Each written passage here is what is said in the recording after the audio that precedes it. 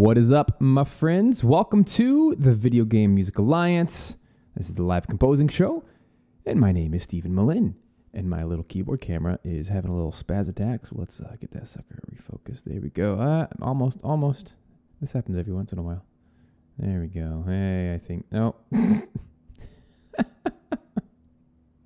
Maybe it's a focus thing. No, you know what? Just ignore it. We're just gonna turn him off.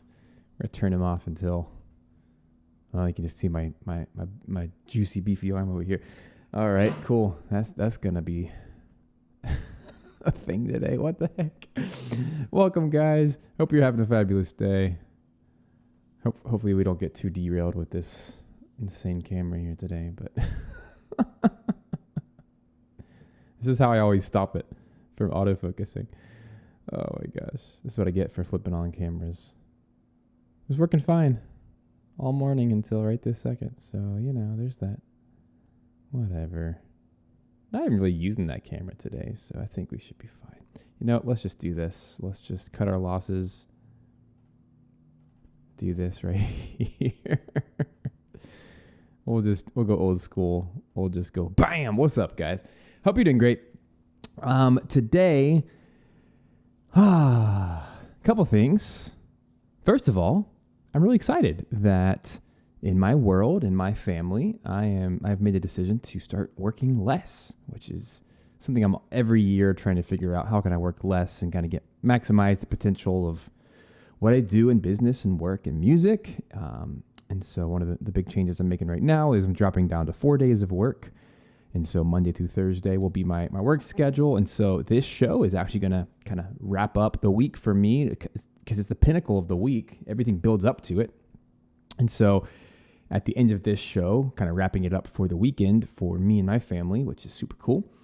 So that's one of the big changes happening right now. But also last week, if you joined last week when we were doing some more Pro Tools mixing for a couple tracks for Dark Dice, I got those suckers submitted for Grammys, which basically means that they have been added to the queue. And if you actually look in the pinned live chat comment, I have a link to the Bandcamp album, which is kind of a temporary holding cell until all the music actually gets released on Spotify, Amazon, etc. Then that will no longer exist, likely. But if you want to go ahead and listen to all of the tracks that are on Season of the All Shadow, which is the album we worked on, and 3 of those tracks were composed by Hitoshi Sakimoto. I'm sorry, 2 of those tracks were composed by Sakimoto and made it onto that album, and that's what I was frantically mixing last week to make sure we could get it all finished. So if you joined me in the live streams last week, you did not hear the final versions. I still made some tweaks after that, after getting some notes from the show. And so go listen to that, and you'll hear the final versions, which I'm super proud of. I think they turned out fantastic. And I'm excited to do the same treatment to this track today, which is the 3rd track recorded, composed by Hitoshi Sakimoto, and I orchestrated this one as well. This is called Great Vernasko. This is a city theme, a town theme, very stately, very majestic, very pretty theme. And we recorded live strings, brass, what else? Strings, brass, choir, solo cello, solo violin, hurdy-gurdy, and hammered dulcimer. And today, you can kind of see behind me here, I have the same percussion setup that I had last week, and that seemed to work really well. That actually beefed up the mixes quite a bit to have some live percussion. Nothing crazy, but just a buffalo drum, a darbuka. So we have Africa, India, and a tambourine, wherever that comes from. I guess Aboriginal culture. But essentially, we're kind of combining all these different sounds from around the world, these ethnic instruments, which is so cool that we have the European orchestra, right, mixed with all these things. So, and of course, hammered dulcimer and hurdy-gurdy even have really ancient roots as well. Excuse me. So I'm excited. Today, I feel like I'm coming in with a lot more confidence this time around, because now that I've completed 2 of these mixes, I know exactly what levels to kind of play around with. And in the final mix, when I went back to these tracks in the Pro Tools sessions, even after our live streams last week, I had to make several tweaks, but in general, it was just about lowering the percussion, kind of EQing it a little bit.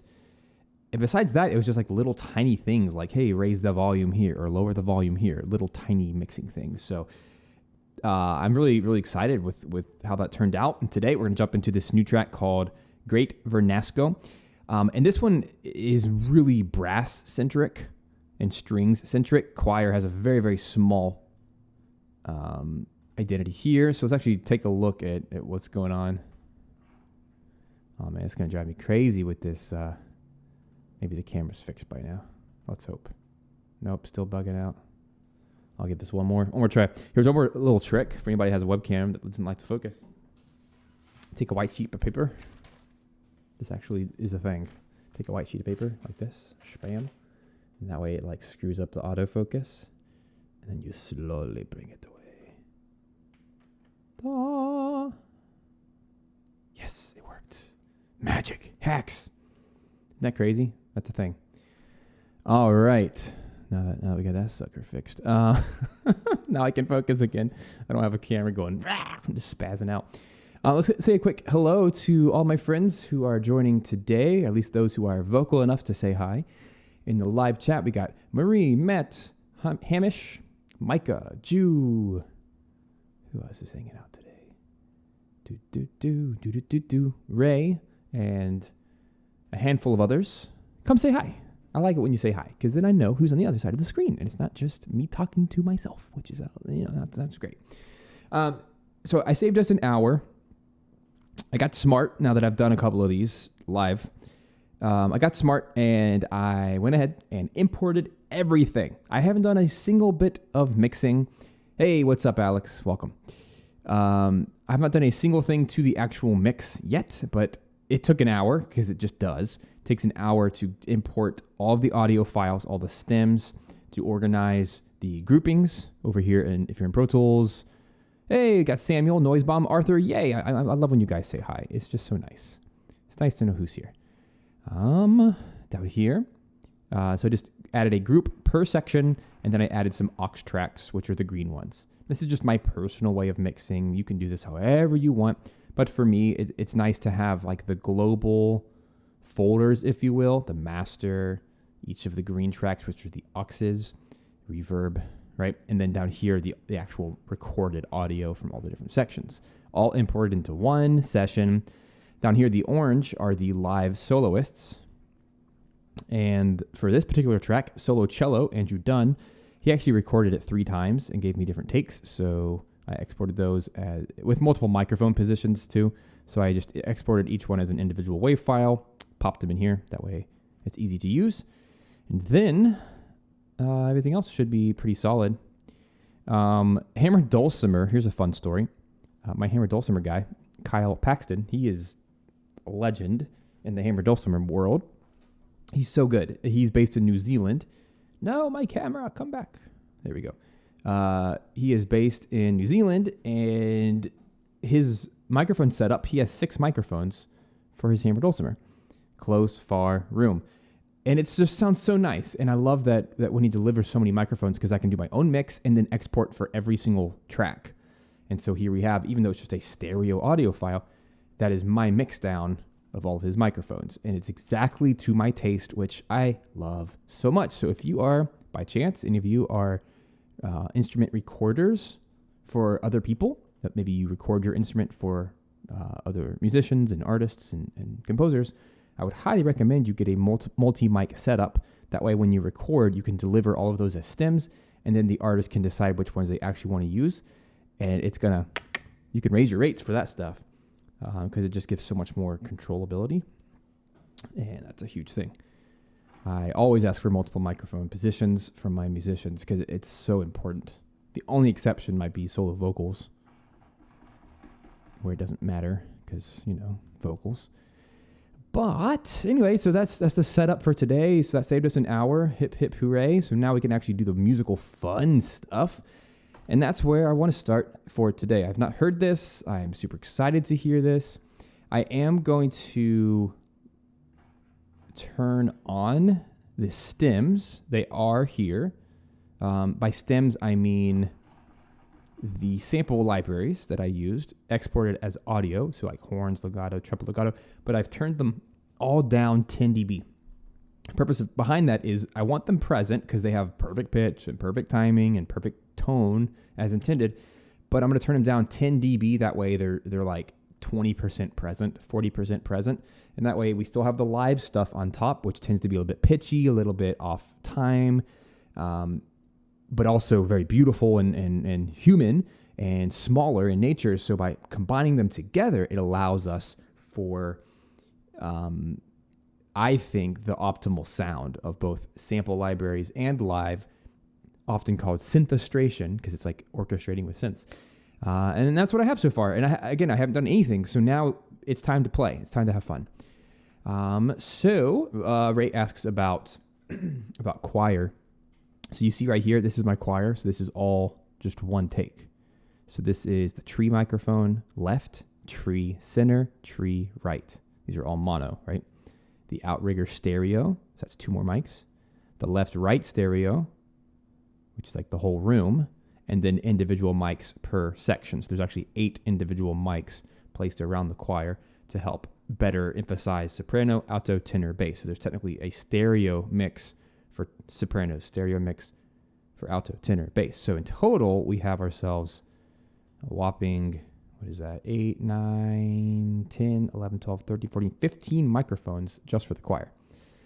And that's just one take. And so when you have 2 takes on top of each other, that's now 30 microphones.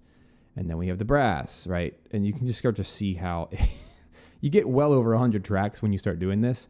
So I had to make the awful upgrade to Pro Tools Ultimate, which retrospectively is kind of incredible. I'm learning all kinds of new features that are in here that make me not want to go back, which is frustrating, but also amazing. So it is what it is. And I haven't even done anything. Like, I haven't added anything. Anyway, let's have some fun. This is my favorite part of the entire process of composing, orchestrating, etc. is right here, this moment, hitting the play button, and you guys get to be a part of it. It's just going to be great. You ready? I'm nervous and excited all at the same time because I have no idea what's about to come out of the box. But I'm going to mix as I go. So if you have questions, let me know. Ah ha ha ha. That's funny. That's funny. I thought you could hear it, but you totally can't. I forgot a very important plugin called, down here in wrapped plugins, Meta plugin, which allows me to put any plugin inside of this giant plugin from any software. So Vox and Go Recorder is my weapon of choice. I have a video about that on YouTube if you care.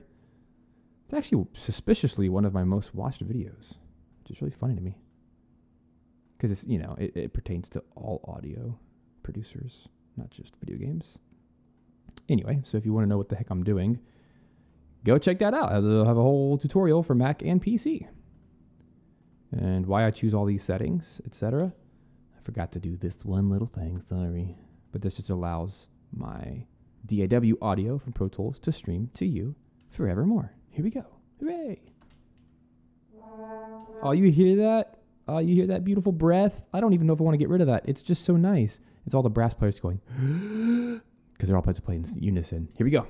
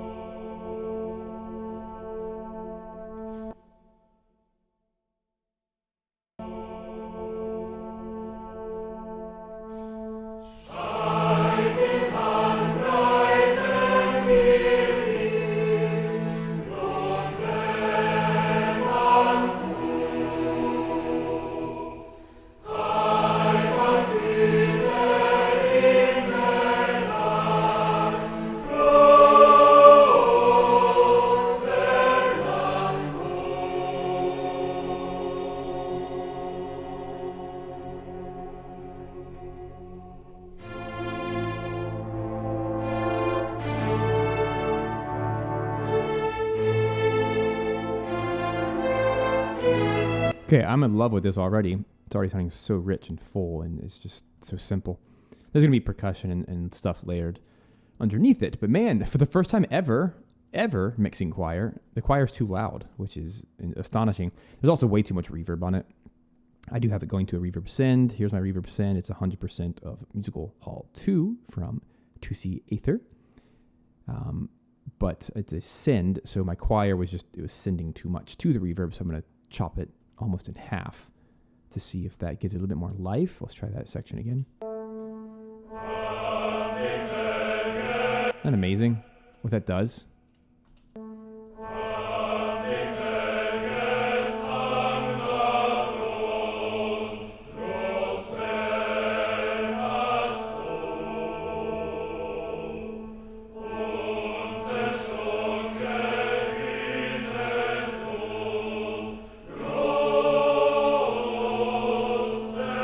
All right, Marie can totally vet me on this. They're super flat. This was our first recording with the choir because we recorded choir first, and in retrospect, if I have the option in the future, I'm going to record choir last because then the choir can record to the strings and to the brass. The order that we did it in, we recorded strings, and then the brass recorded to the strings. But because the choir recorded in isolation, they had nothing to tune themselves to. So they're flat. They're very, very flat. And this is the only track that this happened because after that, I quickly realized, oh, crap, we better send this some stems to sing to, not just in an open vacuum. So the other tracks, the pitch is way better, and I haven't had any issues at all. But this, I'm going to have some issues. So the best way to fix this, thankfully, the choir only sings for like 2 phrases in this entire piece of music, so it really won't be that big of an issue. But a quick solution for this is to go to the choir right here. The only thing I have in there right now is a stereo imager, so it's pumping out the width of the choir by 18 additional %, and I have the brass at 30%, so 1.3 width, which is super helpful for helping to spread out your recordings to fill in the space. It's kind of like panning, except with panning, you're either going left or right. This is going forward or backwards, which is really nice because it's going technically forward and left and right by 30%. Super helpful, and it makes a big difference in making it feel fuller, in addition with reverb, of course. So here's the little trick I'll do.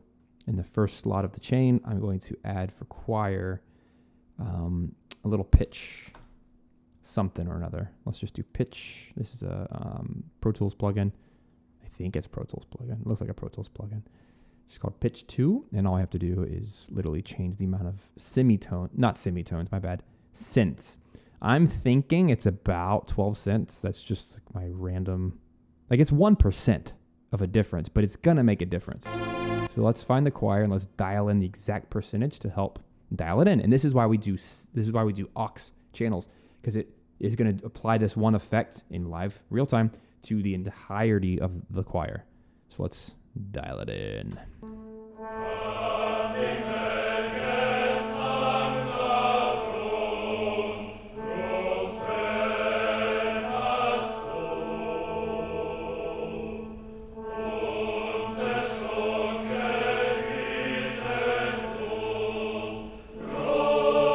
Okay, it was 19 cents. Is that pretty good, Marie? She's my perfect pitch person.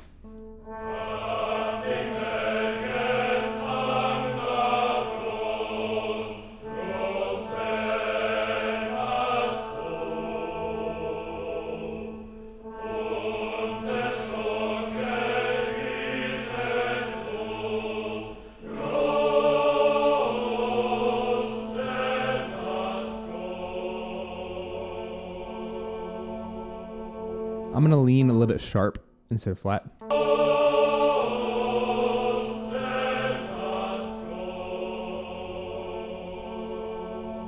problem is they're not in tune with themselves, so it's ultimately an impossible task. But I would rather the whole ensemble be closer to the original pitch than not. That's what we're dealing with here. I made a mistake. I didn't know this at the time. I made a mistake of recording the choir by themselves away from the stems, away from the orchestra. So, my bad. I mean, it's just flat everywhere. No, it needs to be higher, but it's like it's like a quarter tone off.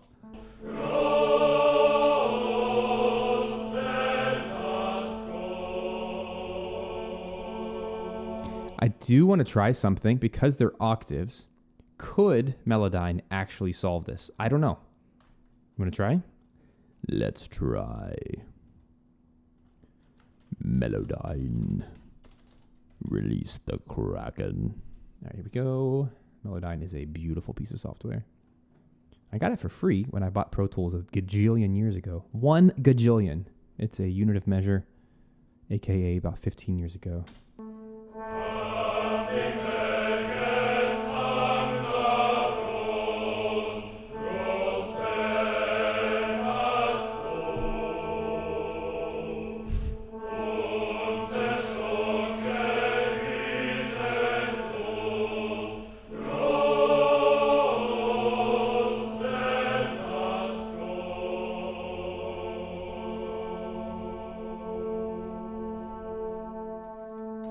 Cool. Yeah, that camera's doomed today, guys. It's just doomed. Oh, that's gotta be so annoying for you peoples. I'm sorry. I'll just get out of your face. All right, so here we are. I don't know what else to do about that. It's a light balance issue. I have lights in my room, and it's just kind of dark right now in the room. So my camera spazzes out when I can't find enough light. Anyway, let's just see what happens if we attempt the Melodyne way. All it's going to do is it's going to try to pitch drift it into perfect pitch. I don't know if it's even going to work because we're talking about like 15 wave files, but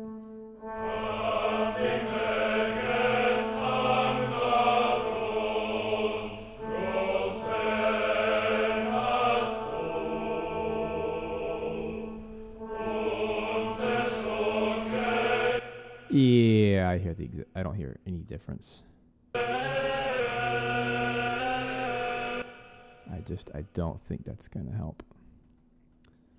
Unfortunately, it's just kind of what it is. I am going to just do a global fine tune. Let's try 22 cents. That's kind of the average of the nasty spots. We'll put it into overdub as well. That way we just don't have any weird issues.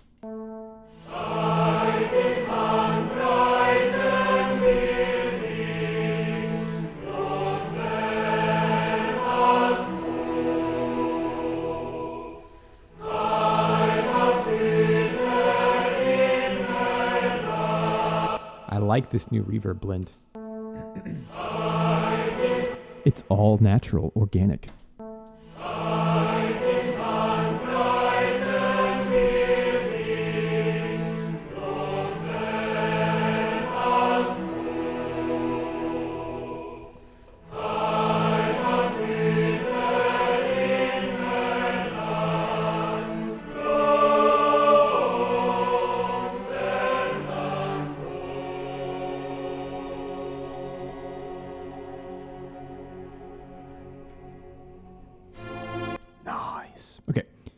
Sounds excellent. I'm going to do a not a crossfade, but a fade out on all the parts. All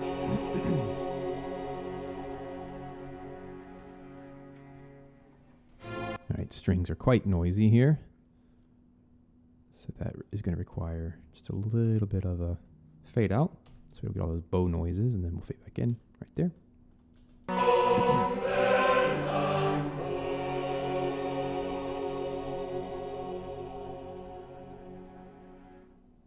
Aha, it's actually this guy right here. So I need to match my MIDI to do the same thing. Right there. It's very faint in the mix, but it does make a difference. I understand, Marie, but we're just going to do what we got to do.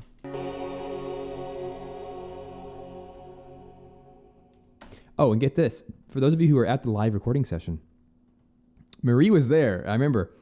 It was the choir session, and I was being as kind as I possibly could, but I'm like, dear conductor, sir, they're out of tune. They're flat every time. Can we please redo it? They're not flat.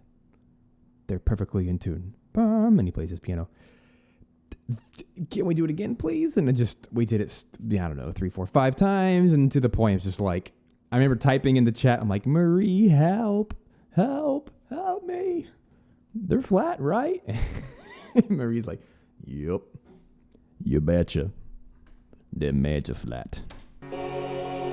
So it was one of those things where it's like, okay, for the sake of time, move on. By the way, fun fact, if you are a composer out there in the metaverse, when you compose unison lines, it may seem like the world's easiest thing to sing, but it's actually the most complicated to get in tune. 2 octaves, that's it. C, C, B, B, whatever. Vocalists have the hardest time getting that in tune because the vowels have to be identical. Where you're singing, like head voice through your nose, like there's different ways of capturing the vowel that if any little tiny, like if one person in the whole 40-person choir is singing, and everyone else is going, oh, then it's going to sound out of tune because the timbre is not in tune.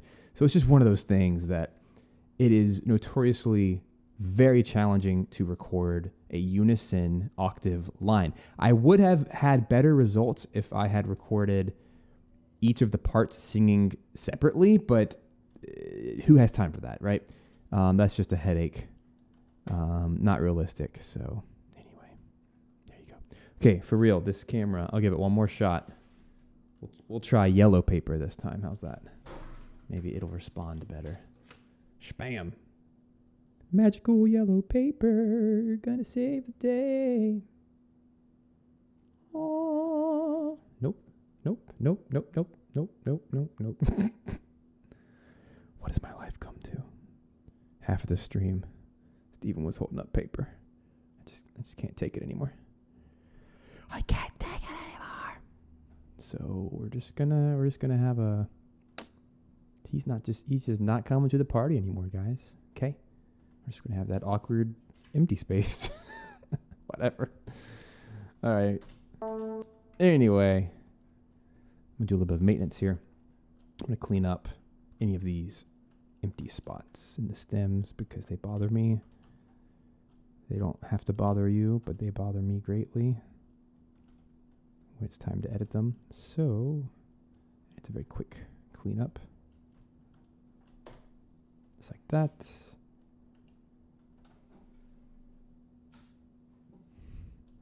Spam. All right. Let us move on. For the most part, I'm super happy. It's just getting that dang choir to be in tune. As best it can. It's not going to be fully in tune. One of those things. But since I'm thinking about this, let me just clean up all of this dead audio, which is wasting space. Sonic space. Does this actually do anything? I'm not sure.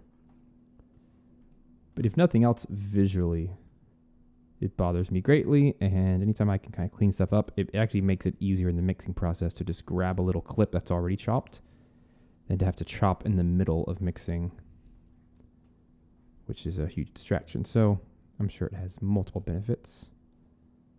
I just don't like to have dead audio. I don't know if it bothers the world, but yeah. Out of tune choir, unfortunately, is quite common. So you have to know what to do in mixing process here to try to remedy that. All right, let's get back to the show. Let's one more time go through this choir bit.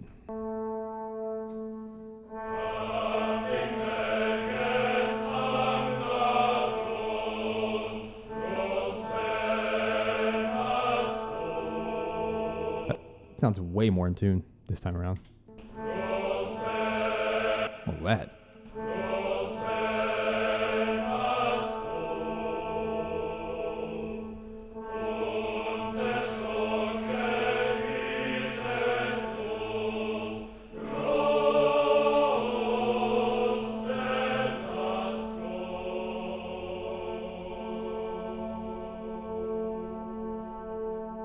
All right, so these guys have a little bit of some room noise happening.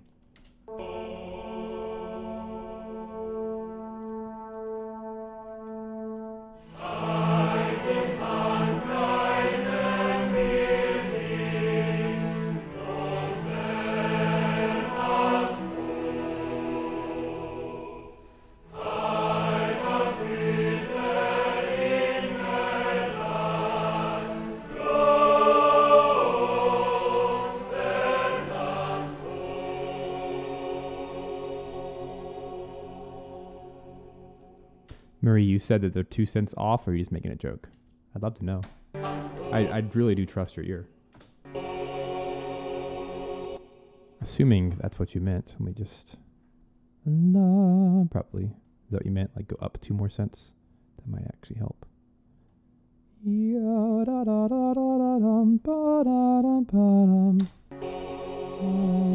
mean, yeah. Oh, they're right here. Up here. That's annoying. I'm not going to go to the insane extent of like chopping out one note and then making it a separate 15 microphones. It's just, no, not doing that to change one pitch.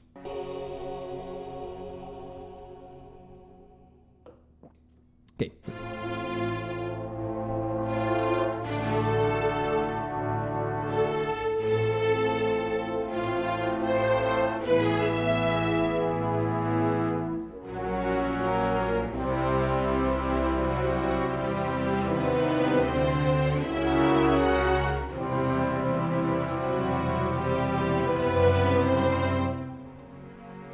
I love this moment. Do you guys remember from GoldenEye 007? This is Grant Kirkhope, the statue level. Remember that? This is that music. It's just 2 chords. It always reminds me of that.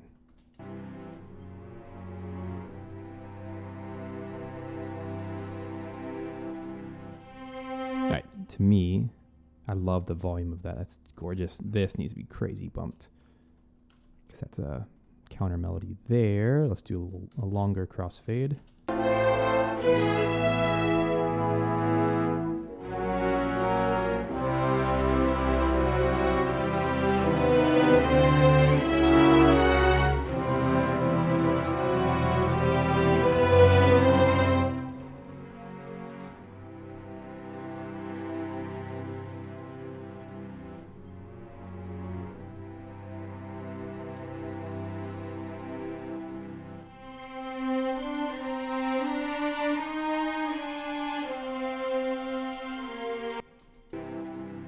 Oh my gosh, GoldenEye on Switch. Come on, bring it.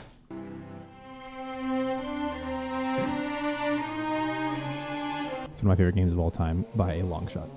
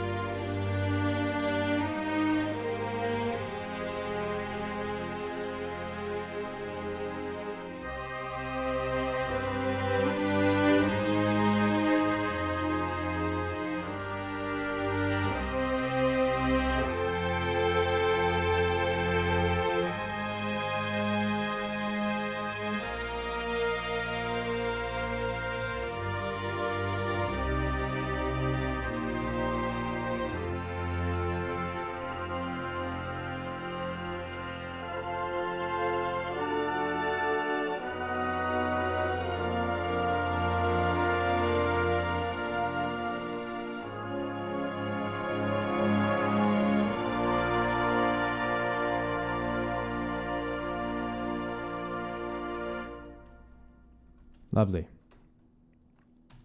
Some weird brass stuff going on. I really, really dislike my sampled brass, and I might just not use it or turn it way down. It's really bad.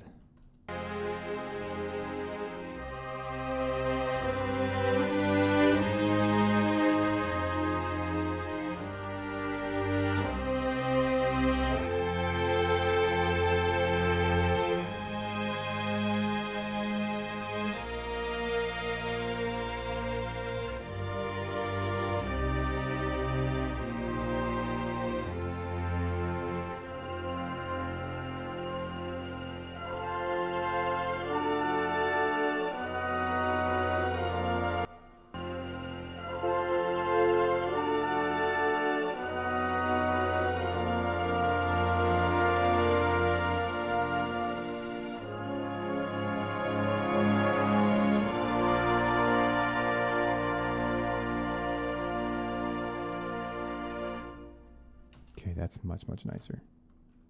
I really want the live stuff to take front and center.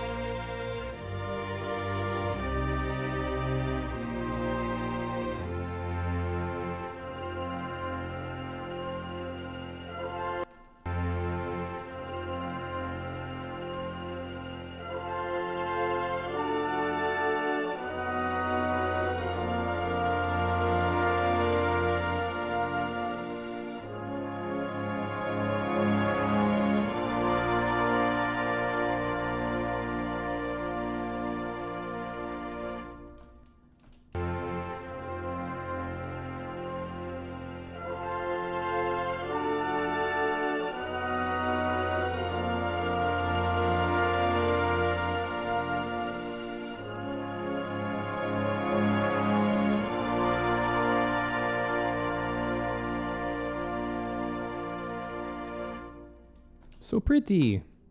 All right. We'll start getting some solo stuff in, and we'll keep... Oop, I got to chop this bad boy up. That's ugly. Let's get this beginning brass. I feel like brass could use a little bit more reverb on this track. Let's see how that feels.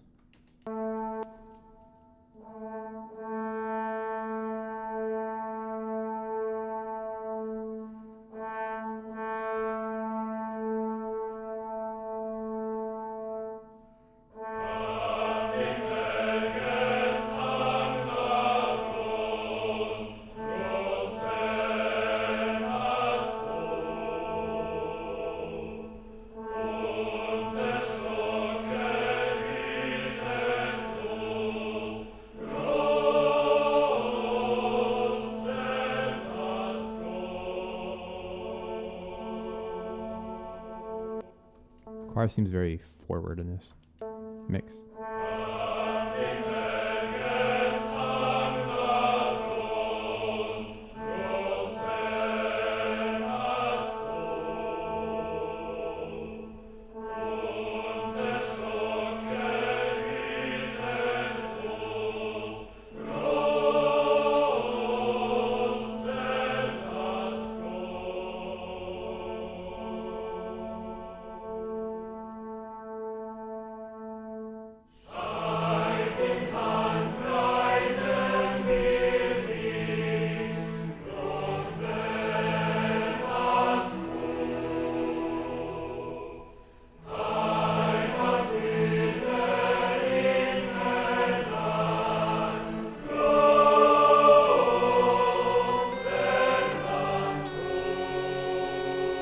All right, let's start getting some of the solo instruments in.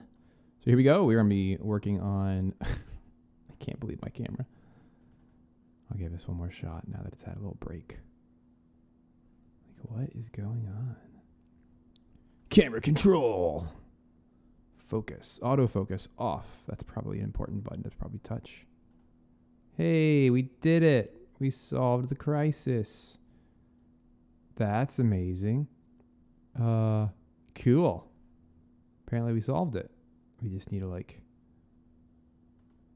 focus it manually, I guess. Oh dang, it's getting bad.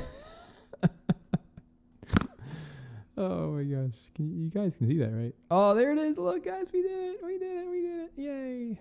I don't ever have to worry about that again. What an amazing button I've never found before. Oh, no more paper needed. Saving trees. Saving lives. It's a good day here on the Live Composing Show. All right, let's get some hurdy-gurdy melody in here. It's a beautiful little line.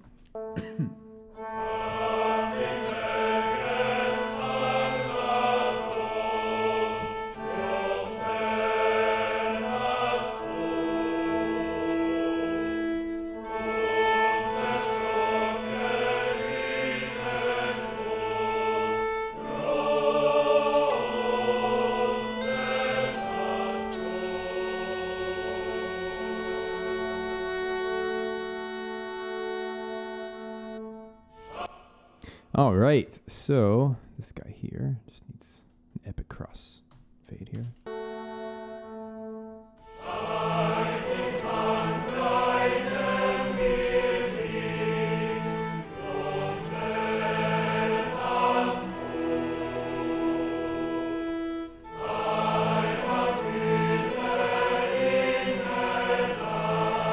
This definitely makes it feel very medieval. Yeah, Vahid, I've been full-time, excuse me, full-time, like 100%. How do I even just talk about this? I do a lot of things in music. Okay, let's just take a minute. This is a worthy question from a new guest. So we have Vahid with us today. What's up? So my income comes from a lot of different places. But when I talk about, like right here, boom, learn how I earn a six-figure video game music business income, that's from video games. So I have a six-figure income just from video games, and then I do some other stuff too. I sell courses. I have a membership, right? We have the Video Game Music Alliance. I have a book. I have royalties. I have et cetera, right? I do a lot of things, but the new things that I'm focusing 100% of my time on for the last 2 years, like 24 months or so, 26 months, somewhere around there, is 100% video games. So my past has a lot of stuff in it, like TV and movie trailers and all sorts of other things that I've done. But my primary focus right now is solely on video games, which is super exciting. Now, this particular property, this is called Dark Dice. Dark Dice started as a podcast series, an audio drama. And without divulging information I'm not allowed to share, wink, wink, nudge, nudge, you can probably figure it out, that this is what I like to call a multiverse property. Travis Vingroff, who is the original creator of Dark Dice, as well as the Liberty series, the Boar Knight series, Don't Mind Cruxmont series, the White Vault series. He is a mastermind creator. He reminds me of a Stan Lee type character. Think of the Marvel universe or the DC Comics universe, right? One person envisioned all of those characters and all those properties, and then they hired out teams of people over time to create all the different properties: merchandise, comics, movies, games, shows, right? So that is very much what Fool and Scholar Productions is all about. They're not just one thing. They make media for everything. In fact, my very first project with Fool and Scholar was a motion comic. It was a comic, a real-life comic.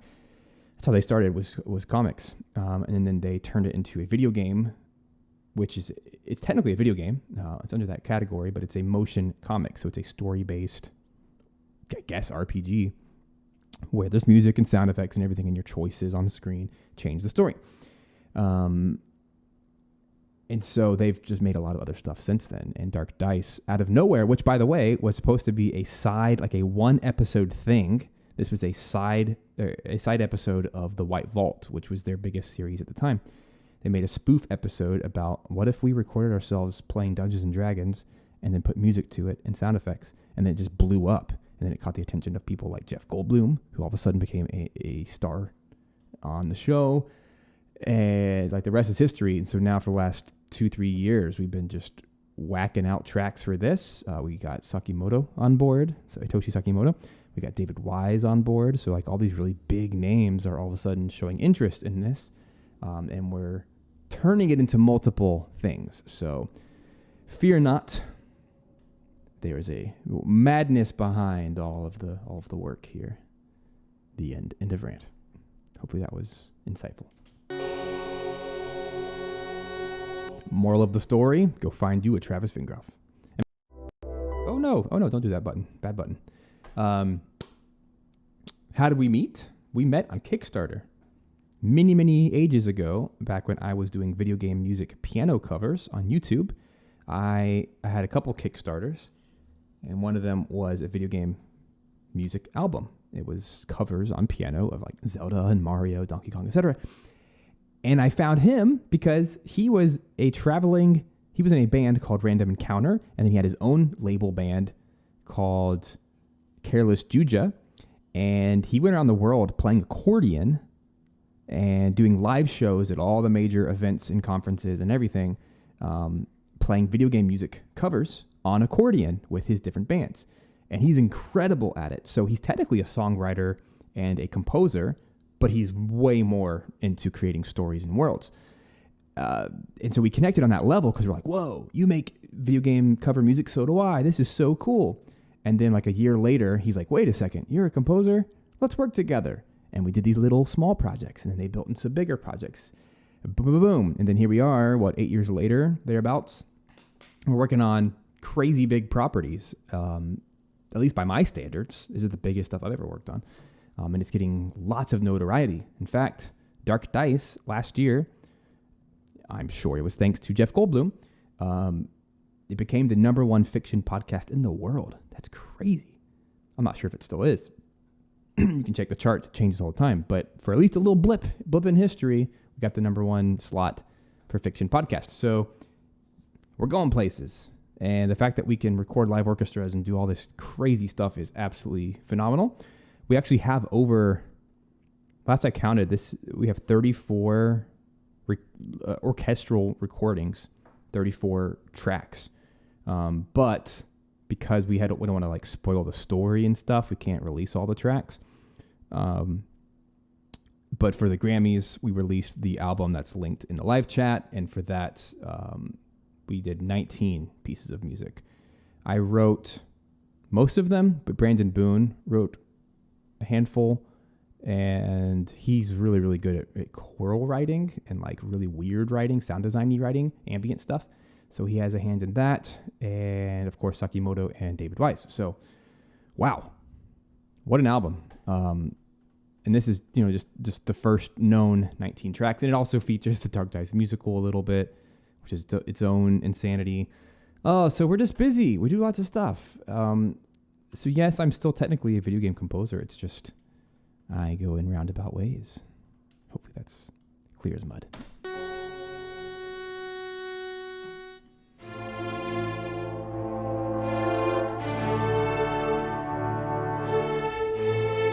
All right, let's team up this. Now that I'm totally out of the music, let's do some hurdy-gurdy.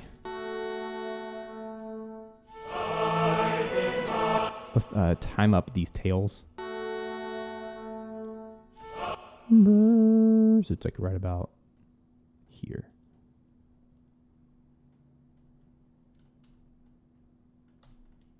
Ooh, that's bad. That's no good. So here I have to take whichever item is the longest, so poor brass has to die early.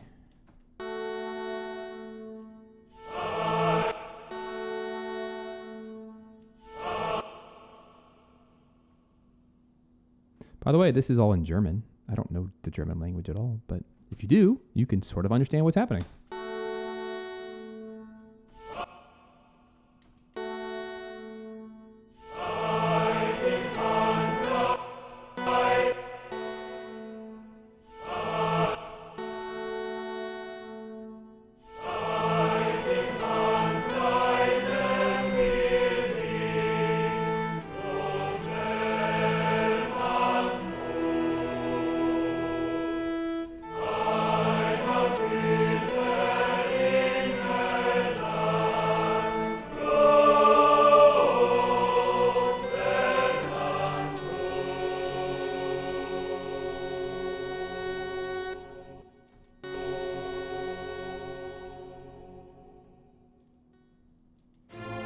There is other stuff happening at the bottom. I just don't have it playing, so it's not completely dead silence. Hello, Mr. Togap.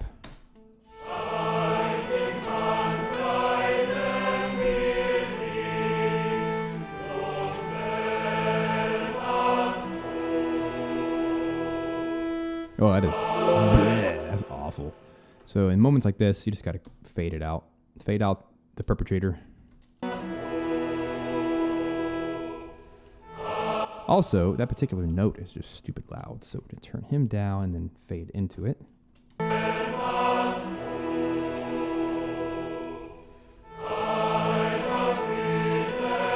It's usually not timing issues. It's the entrances and the exits of phrases because they did not record together. So nobody knew. They took the best guess.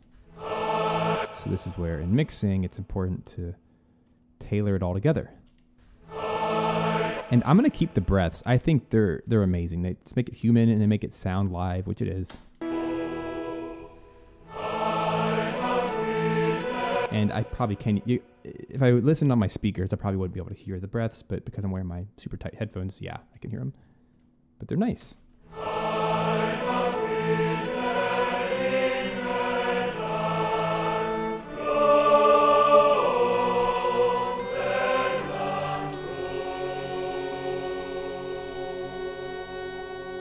So here's another moment where I'm going to take this entire second half and just turn it down, crossfade into it.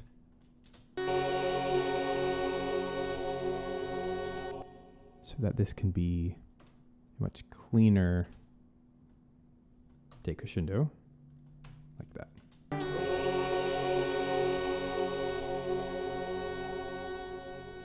Oh my goodness, yes. Micah, Pro Tools is the king of adjusting individual parameters, and that's why I use it extensively on mixing, because it just makes things like this so easy. I don't know what's happening. I must have cut it up too many times. So let me do this. Let me find the loud note, which is around here. Turn it down, crossfade, and then do one big decrescendo.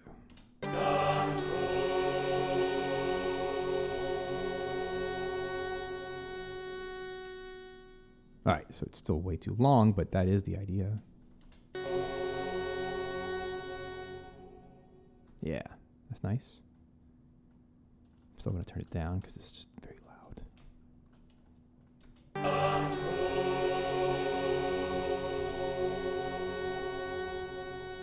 Man, why is that hurdy so loud?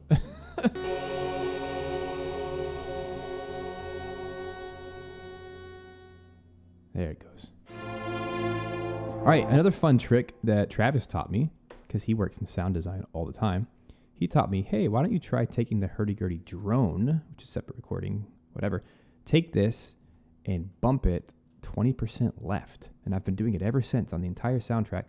It's the most bizarre phenomena, but by bumping this left, because the way I wrote the drones is they're usually doubling the double basses, which are in the right ear, in the right side of the panning, it actually works really well. And it has its own little lane, and it never feels like it's in the way.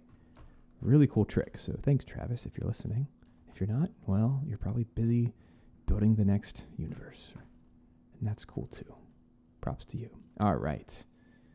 Sometimes he pops in these live streams, which is like, what in the world are you doing, man? You can't afford to be here, but it's always honoring.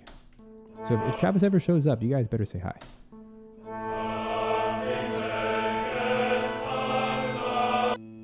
See it? Or hear it? Of course you can't see it. Listen, it's the hurdy-gurdy drone. It sounds so pretty.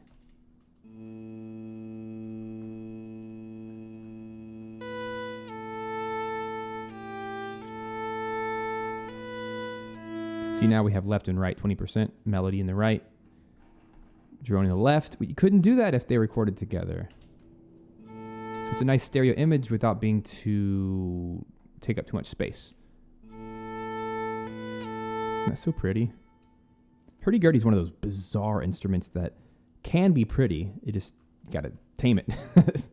It's like an oboe or clarinet. It's like they have great potential for being absolutely beautiful, but played wrong, they sound like death. So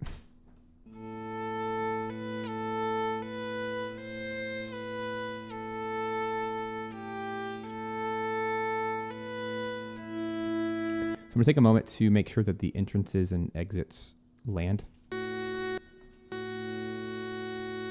which I can do visually pretty easily. That's right, you heard me. I just called all the clarinetists of the world.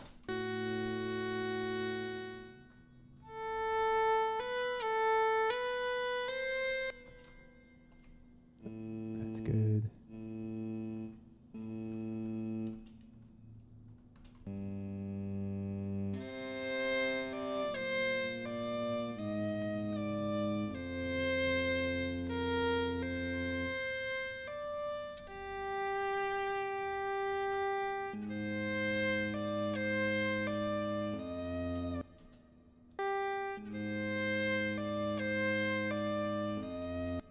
It sounds nice. It's just like the timings are not so hot.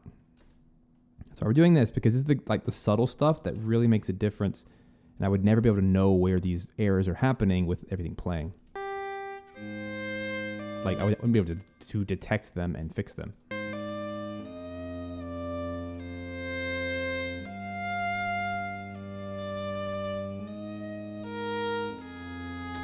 See you later, Ray. Thanks for hanging out.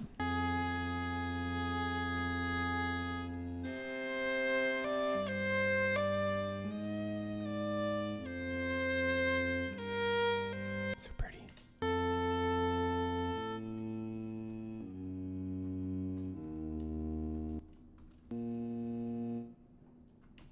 Excellent. All right. Next step is to get all the strings. Probably just the main strings, which are these bad boys up here. So it's going to be strings, solo. It's this group here because I want to make sure the double bass sounds good with it.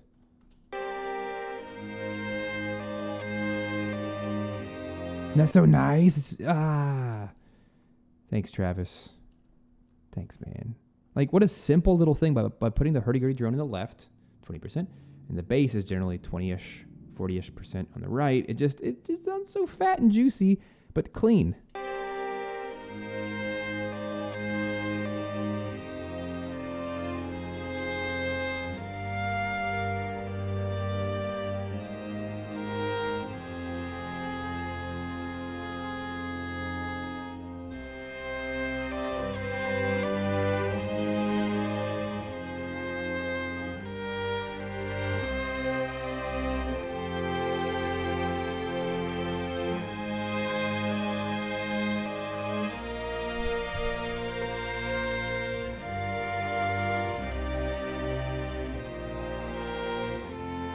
So the hurdy-gurdy doesn't need to be super duper loud in the mix. It's a doubling instrument with the strings, but it works. It's all right, Micah. You're not missing much, dude. I actually really, really love the first and second Harry Potter movies because John Williams scored them. And after that, I just think they're pure trash. But don't hate on me for that. People are allowed to like whatever they want. I'm not going to be hateful. But for me personally, I thought the first two were absolutely magnificent, like little masterpieces. And maybe it's the score. I don't know. Maybe, but like you can't top JW. So Mike, at least do yourself a favor and listen to, and watch the first two because they're really, really good.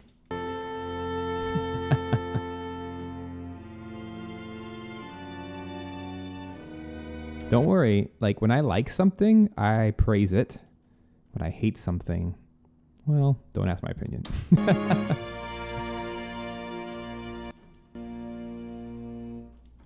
That sounds good.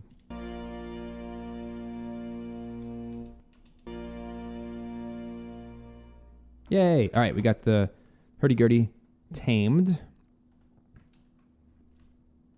It's like the same, maybe not exactly a 1-to-1 ratio, but I am a hardcore fan of the original Lord of the Rings trilogy. But I despise with everything in my being The Hobbit and everything it stands for. And I'm sure I will hate this new Lord of the Rings show. I don't even want to watch it. I might watch it just to see. It's the same kind of thing. It's like when you divert from the vision, you lose it. That's hilarious, Jew. Oh, man. You think this is identical.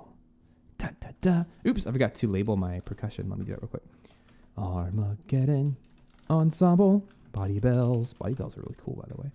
Cymbals. Low drum. Snares. Sticks. Toms.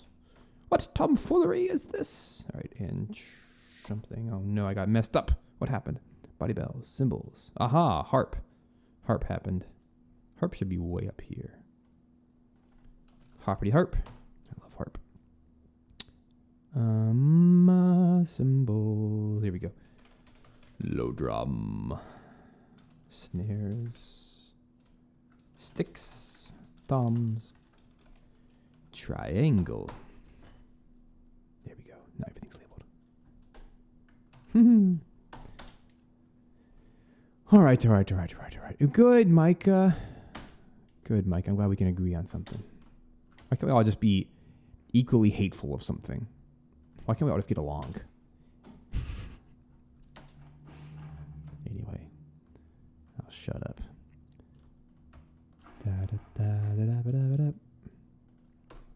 All right, friends. Let's crank it up a notch. Let's add this time. I still want to mute all of the solos that we haven't touched yet. I'm going to just slowly add some things in. Solo violin, my gosh, poor guy. He gets one phrase. Why did I write so little for him? I'm so sad. Must be a really good line. Dang. This is like the least amount of solo violin I've probably ever used, ever. But it didn't call for it. Sakimoto didn't use any solo violin. So I was trying to sneak it in where I could.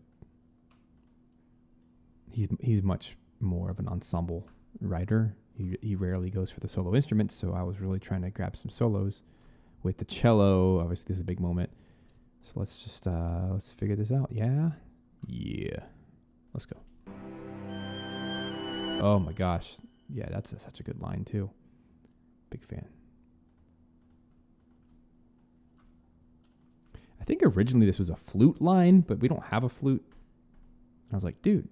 I mean, I was not disrespectful, but I internally said, dude, why did you write for a flute? That was not in the list of instruments to use. So I just, whacked it over to violin.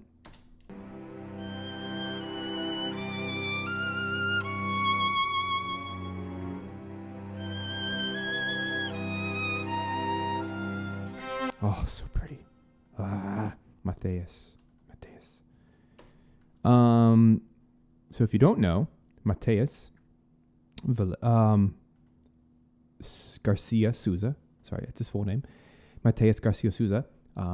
He's I think, in my opinion, he's a world-renowned violinist. This is literally the violin used by John Williams' go-to solo violinist. So this violin is the one used on Schindler's List, on Home Alone, on Jurassic Park, on Star Wars, everything, all the things, right here. And I'm just so honored that it gets to live in all of my music. So he's all over. He's in basically every single piece of music for Dark Dice because I love it so much. This is the violin, and you can hear it. It's just like, to me, this is the quintessential, the most beautiful violin in the world, hands down. Even better than Joshua Bell. I love Joshua Bell, very great classical violinist, but like film, video games, this is the sound.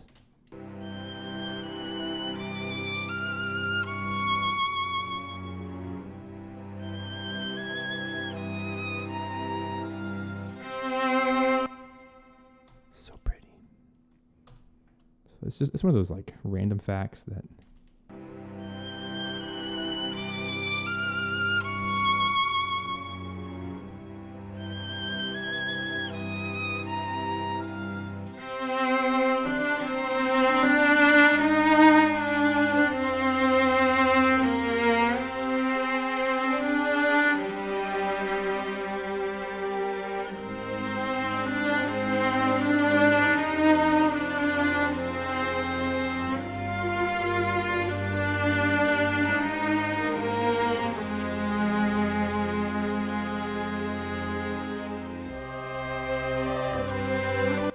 same thing. Andrew just had this one little line.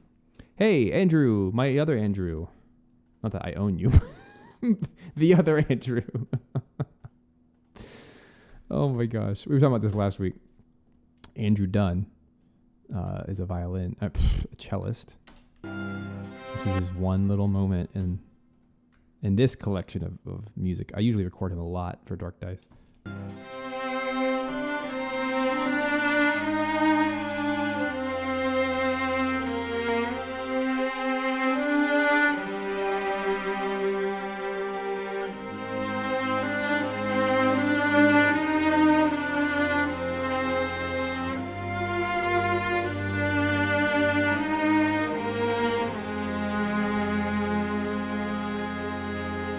Jeez, That first take is so good. I don't even want the other takes. For real.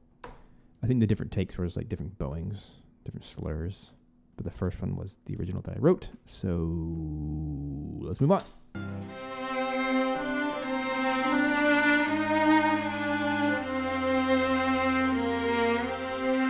It's a pretty moment.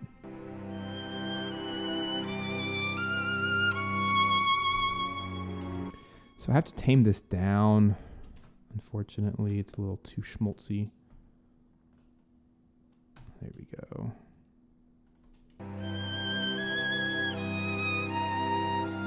Same thing with this last note. It's a little bit too quiet. So, crossfades for the win.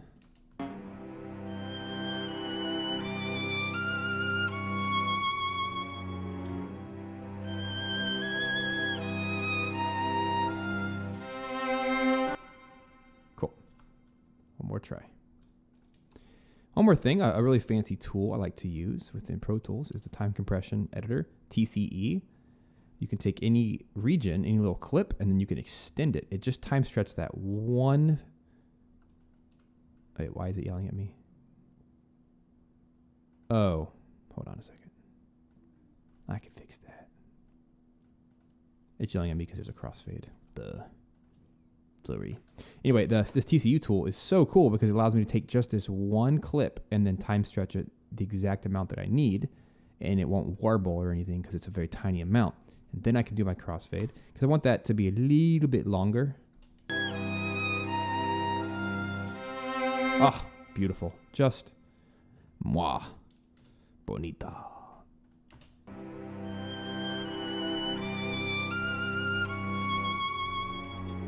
This one little moment is still 6 dB too loud.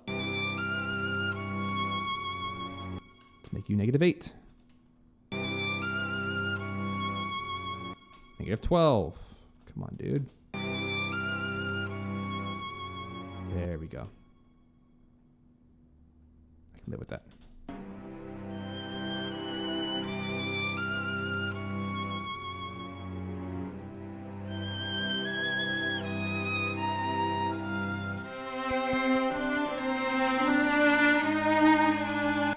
Did I say bonito?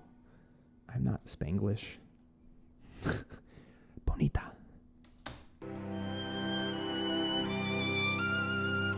I'm sorry for offending your people.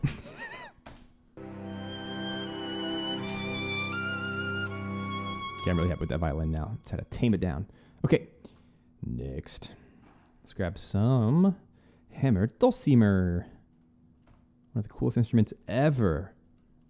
Freaking love this thing so much that I bought my own right over there in the corner. I don't do much with it, but it sure is fun. I have mad admiration for those who can really play it well. It is absolutely nothing like a piano. Whoa.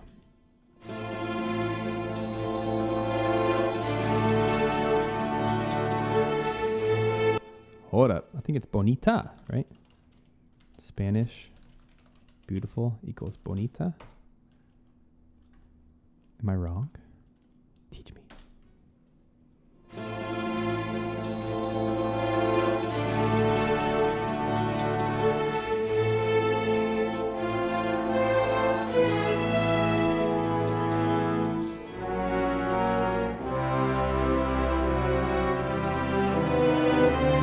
It's getting cool.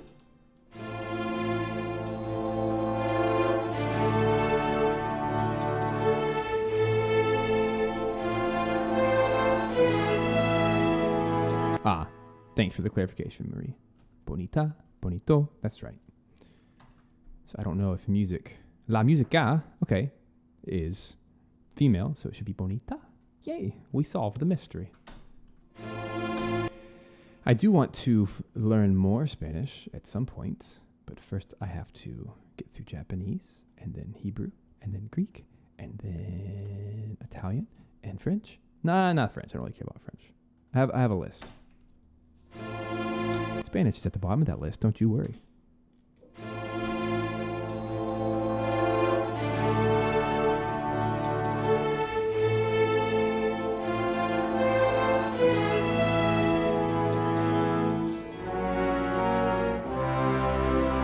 Sí, muchas gracias.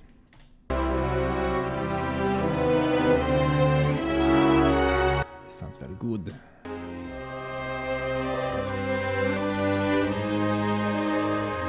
Hammer Dulcimer is so tricky because it takes up so much sonic space, especially with all those fancy microphones I was using.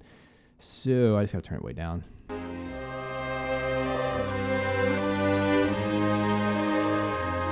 I am a brand new beginner at Japanese, so don't even ask me yet.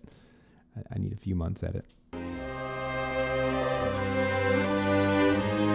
My goal was to learn at least basic conversational Japanese before meeting with Sakimoto-san. But literally the whole conversation just went, ai.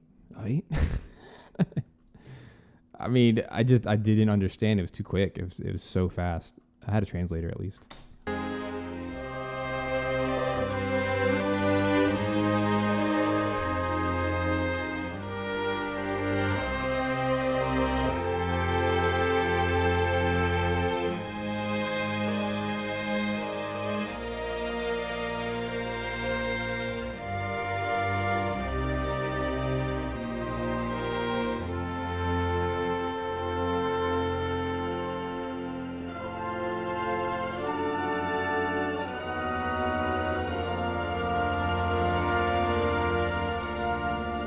All right, let's get this harp in because the harp doubles the hammer dulcimer. Let's actually solo both.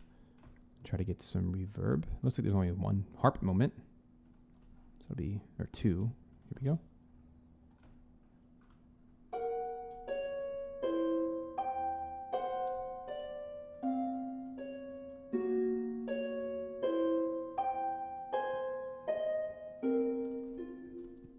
Pretty.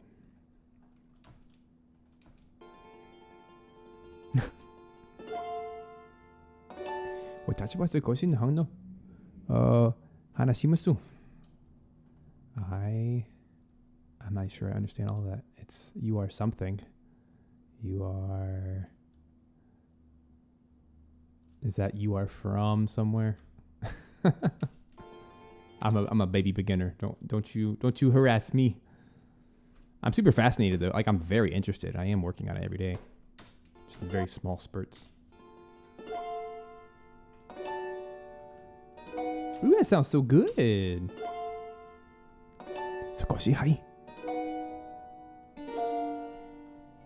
Ooh, I like this. Me gusta la música.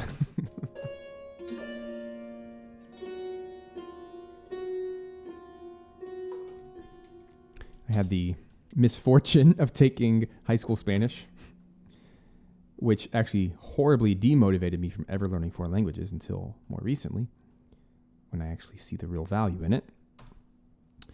I was just surrounded by less than enthused Southern wishful thinking humans who just wanted to pass the class, and so la música me gusta.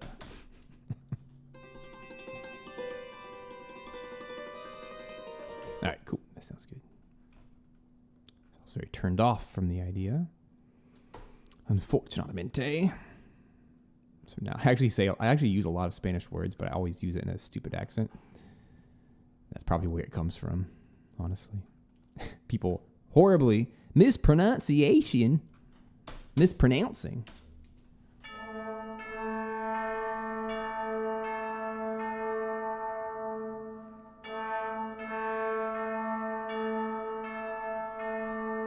I'm very proud of my orchestral chime addition to this track. I thought it was a nice regal thing to do. I forgot what he used originally. Again, I did not compose this music. I orchestrated, so I moved stuff around. I doubled stuff. I removed things. I just, cleaned it up to sound more like Dark Dice. But this is by far the most regal sounding of any of the tracks.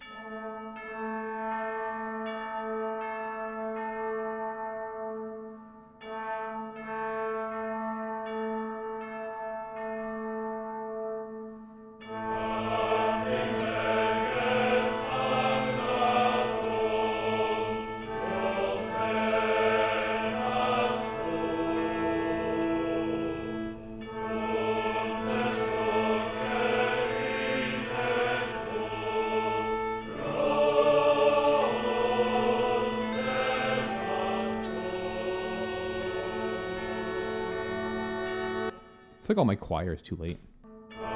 Very kind of you, Marie. Thank you. Yeah, Andrew Goodwin. Did you hear me earlier? Did you hear the cello line? By your cello teacher. Mwahaha. You should totally tell him about it.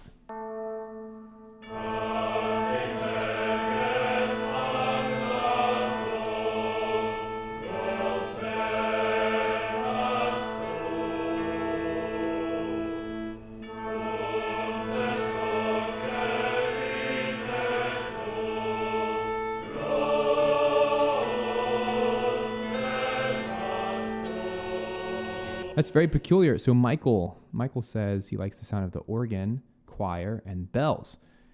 So what are you calling the organ? Probably. I'm assuming you're referring to the hurdy-gurdy. It's very nasally. It's a string instrument that predated the violin, cello, etc. It must, because it's from medieval times. Yeah. So it was before the classical era. I can hear that, like the bagpipey kind of sound. I can hear that sounding like Majora's Mask. Cool.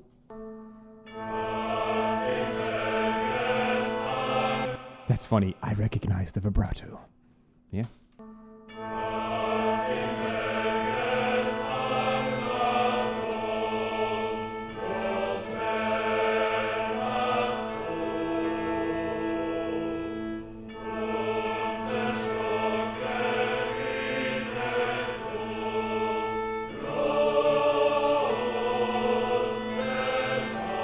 What you're hearing in the background are actually the French horns and the trombones just going boom, boom, right, like this. So that sounds like an organ. I can get that. I'm gonna turn down the sample and I'm gonna turn down the brass here because it's just too loud. Let's set our start point here.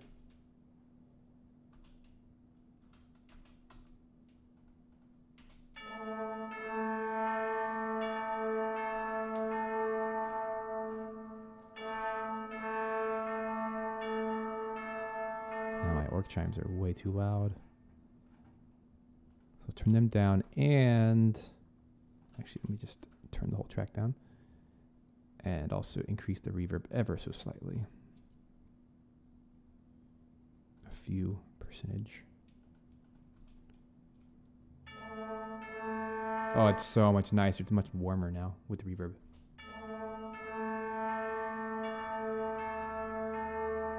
Sounds good.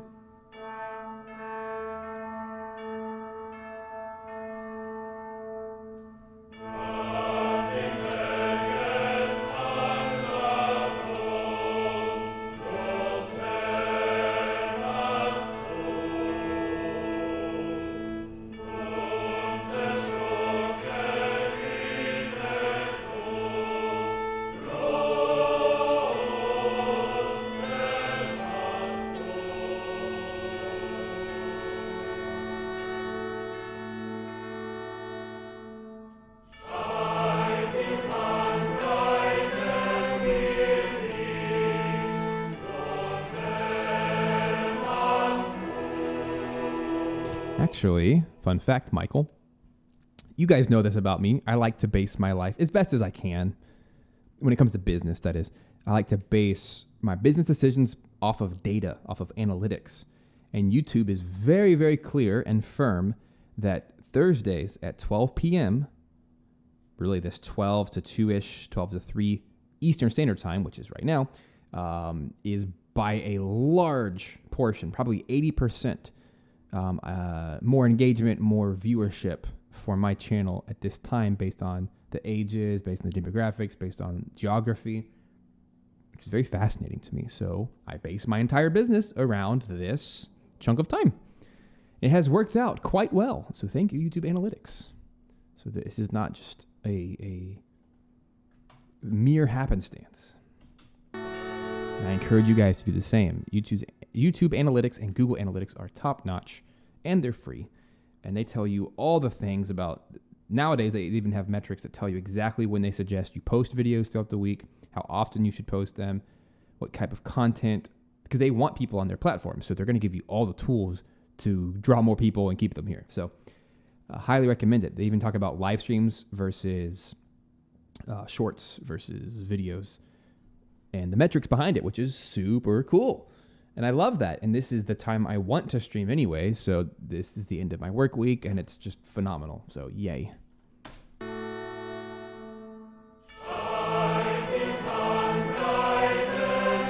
I appreciate that, Micah. You got to have the 100 true fans, as they're called.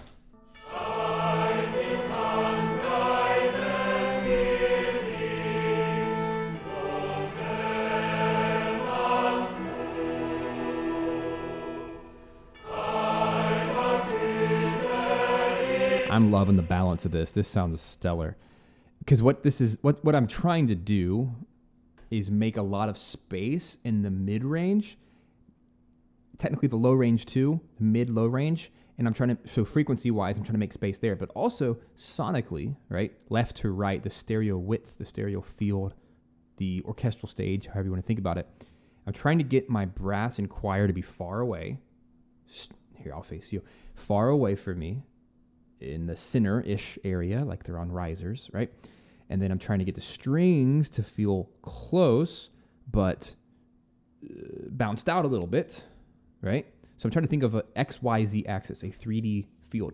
So now what I've done is I've left a lot of space in the mid-range frequency-wise, and I've left a lot of space in the low to mid-register as far as the stereo field goes, a lot of space in that mid area. So now when I go to put percussion in, it's going to fill out that spot, and things like cymbals are going to wash over the whole thing. So now we have the space we need to start bringing in percussion, and we don't have to like overpower anything.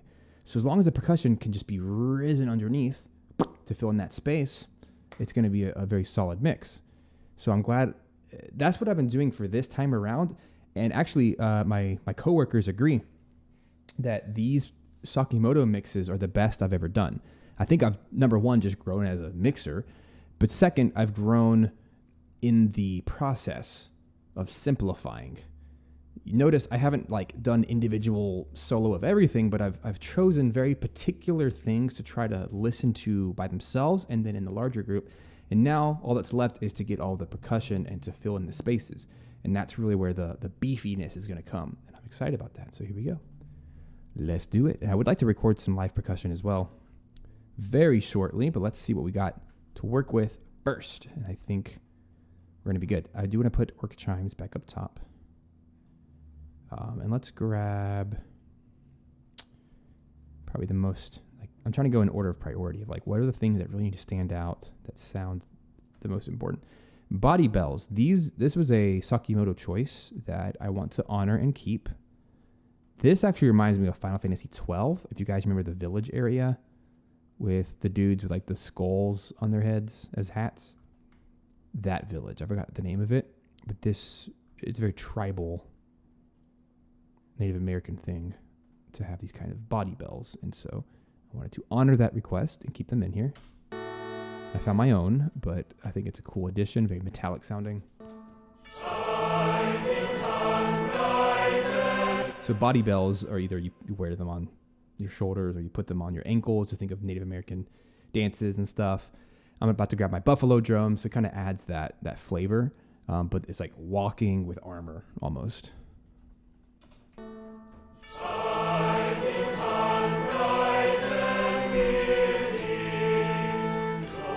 Isn't that crazy though, that now that the orchestra feels so far away and clean, now I can put anything I want in the middle of the mix, and the percussion is going to be very, very legible. And it's a very quiet, it's negative 10 dB, and it's cutting through the entire mix. So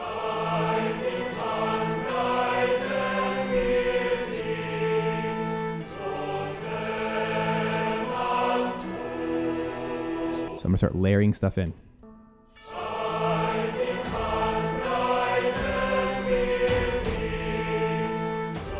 What's up, Matt Lewis? I am going to start putting in small amounts of reverb. Luke, use the force. All right, cymbals, low drums, snares. I want everything to have at least the tiniest bit of reverb to feel like it's in the same space. Let's layer these things in one at a time. There is some triangle as well that's going to need a lot of reverb to really sit in the space. It's probably more like -15. Here we are.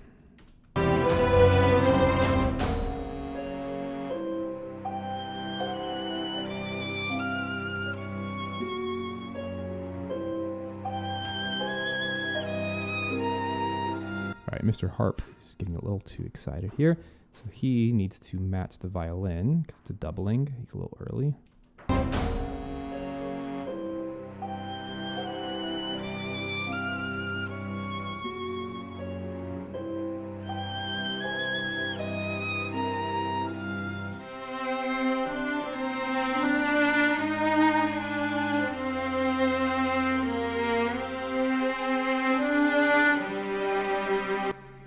Back to the triangle.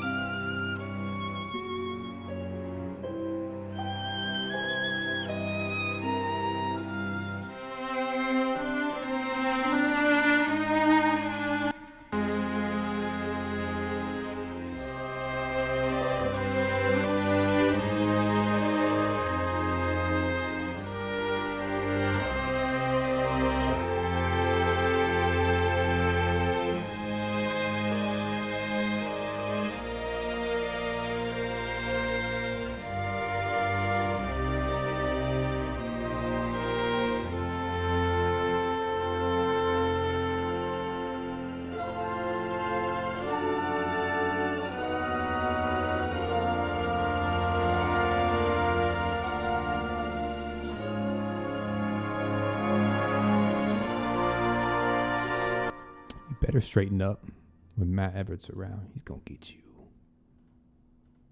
That's why I pay him the big bucks.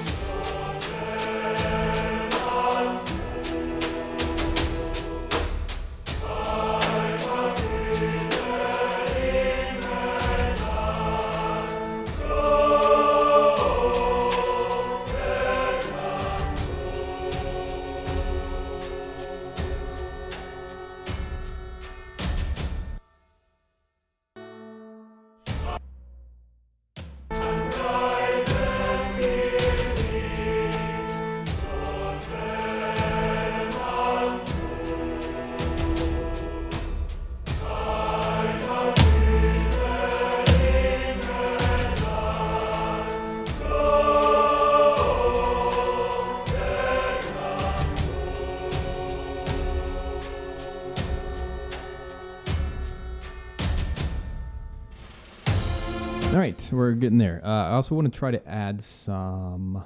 Uh-oh. You guys are funny. I like to try to add some Tom Hulkenberg percussion, which is a bunch of organic drums. Sound really nice. I don't have my MIDI controller connected to Pro Tools, but fear not. I can do a little pencil tool here, just like so. We can just jump in there. Uh-oh, I have to put a note in apparently. There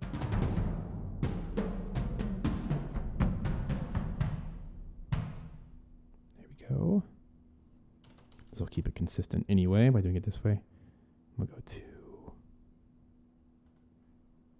blocks. Let's put some stuff in. If I can find it. Not a big fan of Pro Tools when it comes to MIDI. There we go. I just get so lost in it. But it'll do. That's what we have to work with right now. So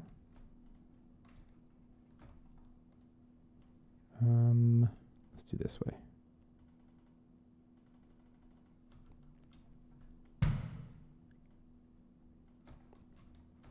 All right, so let's just try to snap something in place here. These really beefy drums.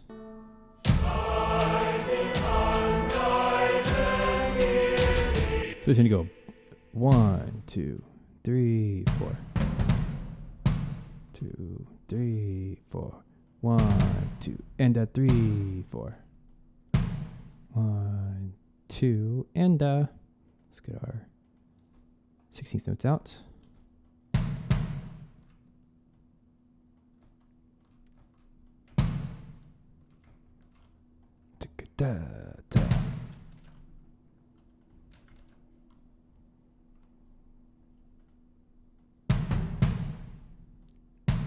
Okay, and then I'm going to take this and double it up a bunch of times. Get some toms.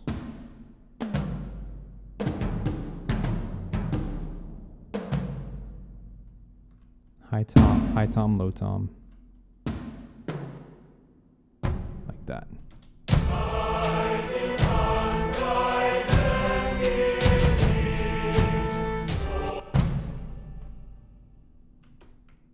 There we go. And there's my measure. And I can just start copying it out a bunch. Now I can work with it like it's audio.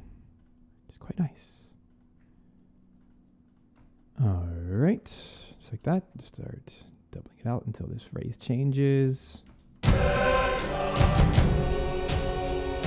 do a change here.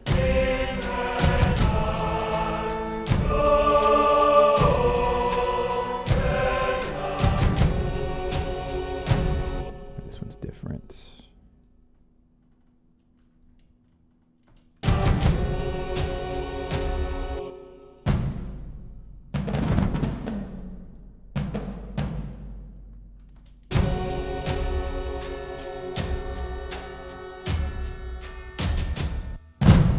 Kind of variation on this rhythm.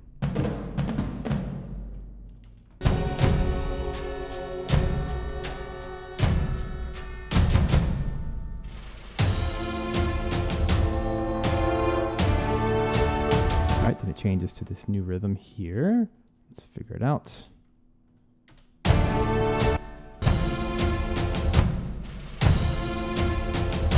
Da da da da da, which is da. Which is all of this.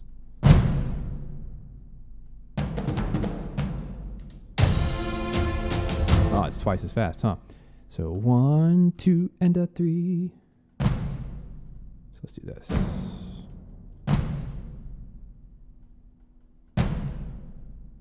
I hate editing with mouse, but it's all I got today. I'll do live perk in a sec once I get these rhythms in. Oh my gosh, what a difference that makes in the beefiness. I think that's the whole bar. Let's find out.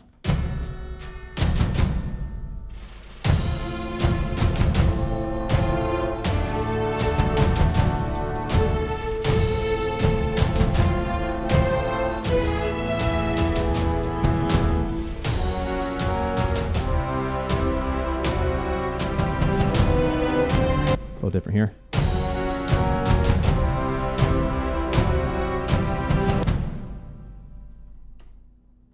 This is worth it. It's worth it for the mix. It really is.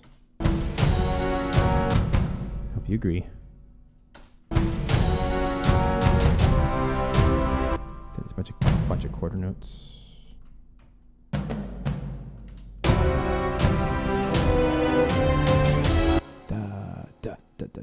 So just this again. And this will show me my roadmap for when I do record live. I can just follow the MIDI. It'd be really easy to follow.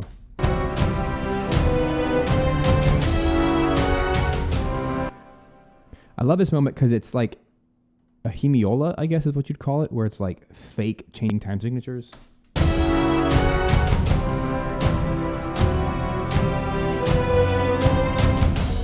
It's not super complicated, but it does change. It's interesting because it stays in 4/4 time.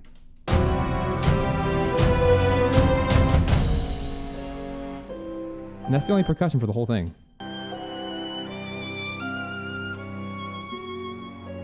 I'll probably turn this down because it gets a little much. But now we can have some fun recording some drums. So here's what I'm going to do. Let's take a 1 or 2 minute coffee break. And then, yeah, hemiola is 3 versus 2, I guess. Fine, you're right. Then what is it called? Is it called metric conversion when you're doing 2 time signatures at once? I sight read MIDI. That's right, Andrew. I'm going to take a quick coffee break because I'm on the last sip and I need some more. And I'll come back and we'll record some live percussion, so don't go anywhere. Stay fresh.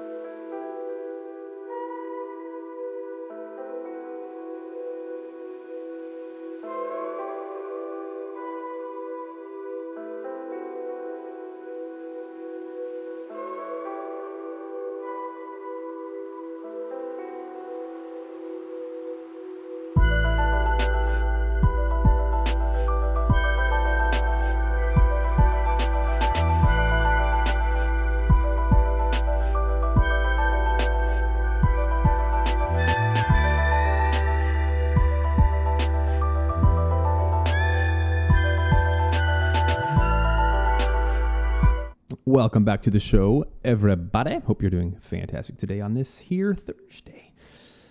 All right. Hope you're ready to whack some drums. I'm ready. So what I'm going to do for this next portion, and then we'll finish the mix, is I'm going to start recording some percussion. I'm going to go in order of buffalo drum, darbuka, and then tambourine. The reason I chose those three out of all of the things I could use, a buffalo drum has a very, I'll just play them for you. Buffalo drum has a very, very bassy low end, especially when you record. There's a mic behind me. And there's obviously this mic, which I'm talking into. This is really good for hitting the forward because it gets a lot of the detail of the tapping. And then the back mic is going to get all of the low bassy end. I'm going to mix them together. And then I'll use the darbuka, which is an Indian drum. Same exact concept. You get a lot of good finger taps this way, which is what you're currently hearing, or you can get the low bassy end, which is that beautiful pitch. Marie could tell you that's probably a B. Yeah, it's a B. I think. Am I right? F sharp. Oh, man, I'm not even close.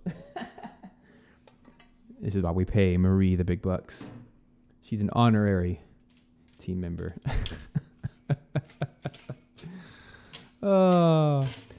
Anyway. Am I right? It is a B. Yes. Yes. I'm upgraded to the club. So you're saying the buffalo drum was an F sharp then. That must drive you crazy. Percussion ensembles must drive you crazy because it's all these like mixture of pitches. Anyway, and the last drum will be a tambourine. I particularly want to get this beefy drum hit in the middle, but the cool thing about that is it's going to have all the rattles, which are not particularly on time, and that's on purpose. This is one of the greatest investments you could ever make, a tambourine and a shaker, because those two instruments are not perfect. They're so simple to play. Anyone can do it, but they add so much depth to your instruments, to your mixes. Because even if I played a tambourine MIDI, right, it would just be perfect and it would sound fake. And that's currently what we have, is we have some like fake sounding sticks and snares and stuff. So by adding a really nice tambourine, some shakers, buffalo drum, whatever, it's going to add just the amount of edge it needs to sit on top of the mix, and then all of the sample instruments will sit on the bottom. And that's what creates a really fat percussion section, which is awesome. And dude, I mean, even this is not a super, super fancy tambourine. This is like a, $30 tambourine, $40? It's not a $5 plastic one. Sorry, Michael, you have a plastic one. It's amazing what you can do with just some basic cheap instruments. I mean, under $100, you could get all of the percussion you need for the most part. I mean, even that buffalo drum's like $100. It's not crazy, right? And I mean, what's a sample library cost? Hundreds to get one sound you actually want, and so I have nothing against sample libraries. Clearly, I'm using them, but there's something to say about live percussion that is unique. And if I do this on all of my tracks, it will add a unique sonic identity to everything you do. So anyway, I'm going to turn off this mic and use it for instrument recording. So here we go. Let's have some fun. I'm going to go in order with those three instruments.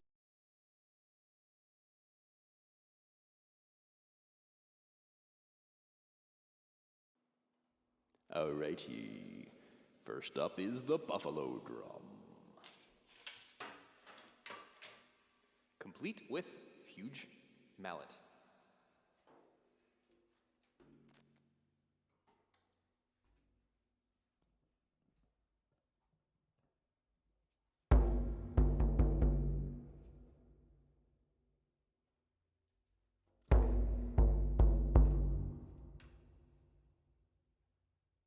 I'm setting my levels.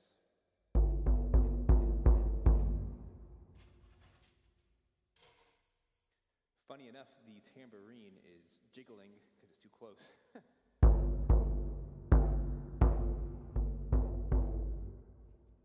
right, here we go.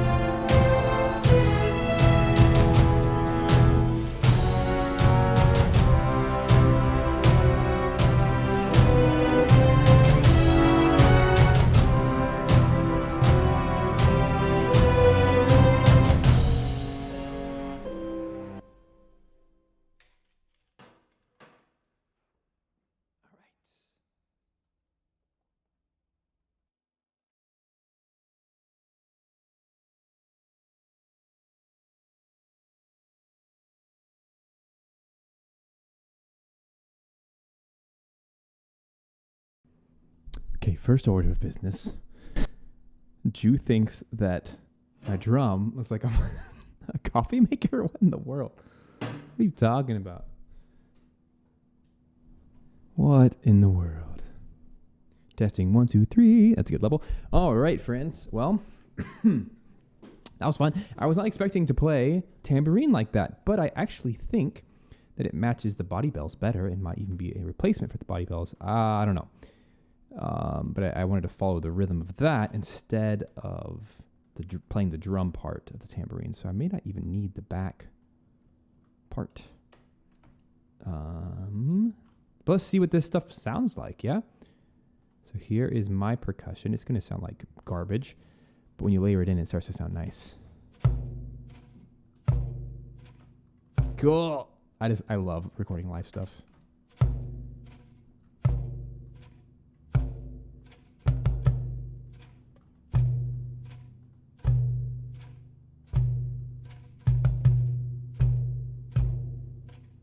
That sounds great. I made one mistake here where everyone's supposed to be quiet. The tambourine kept going. And it's not, it doesn't have to be fancy. You don't even have to be a good player. It's just play basic rhythms and it adds so much depth. Let's start layering in the other guys.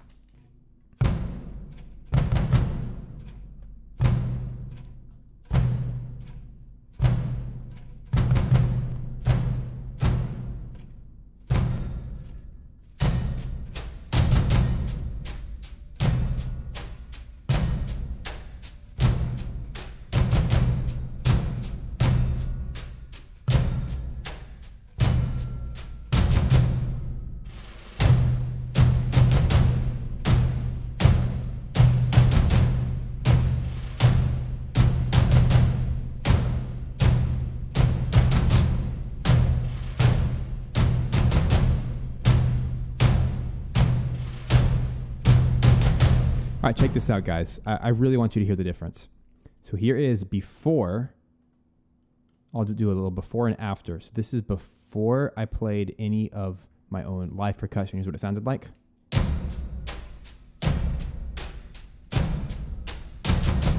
Right? It sounded good. Here's with my percussion added.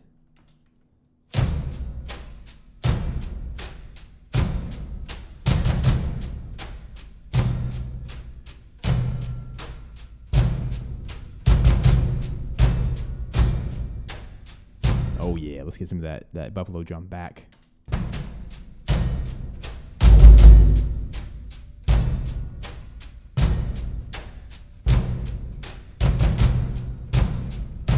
What a difference.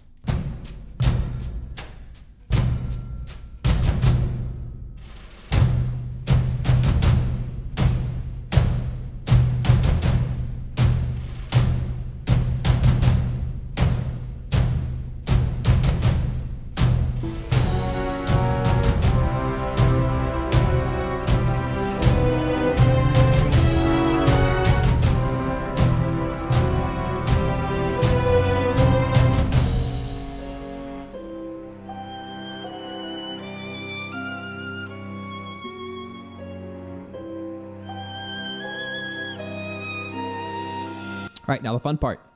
Fun for me, maybe not so much for you. I hope it's fun for you. The most important part now is I'm going to take my headphones off. I'm going to use my in-the-studio monitors.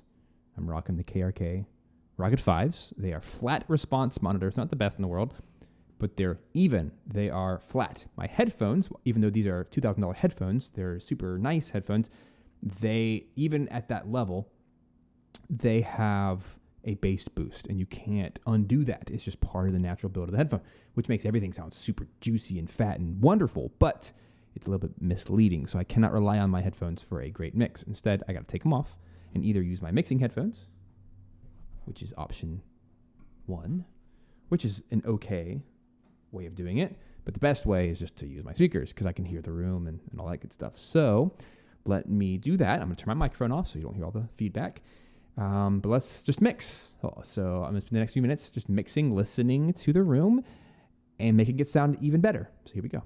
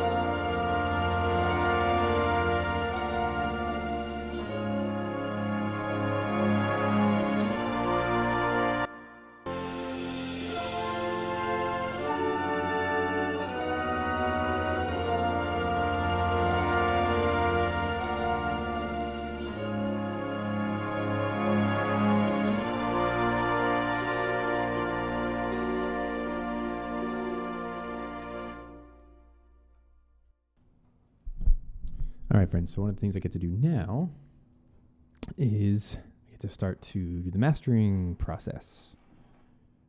So I still have my speakers, but over here, I'm going to move some things around.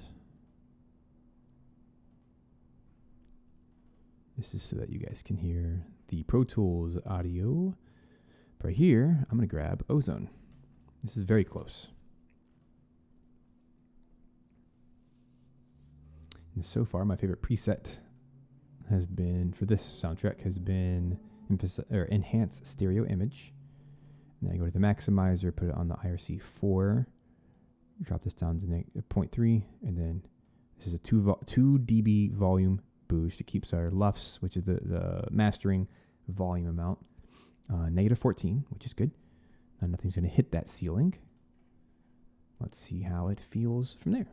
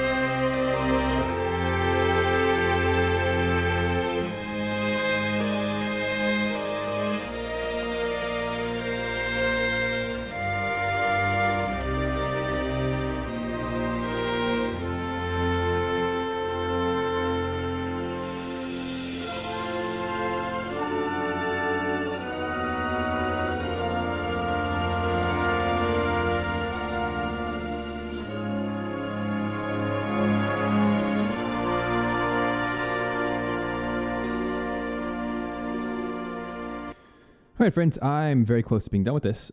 It's only a 3-minute track, so it doesn't take nearly as long as a 5-minute track. But there's one thing that's still bothering me.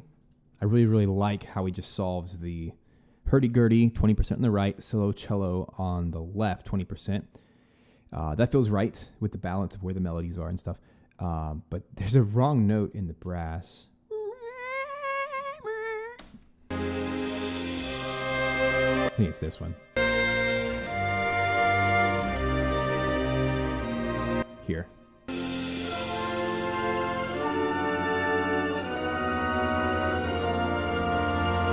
want to see if there's just a replacement of that one phrase, especially with the trumpets. Let's go to our playlists. Let's find an earlier take. Just see if that fixes it. Probably will. I love Pro Tools, yes I do, because I can do stuff like this, and it's like magic, magic, magic, magic.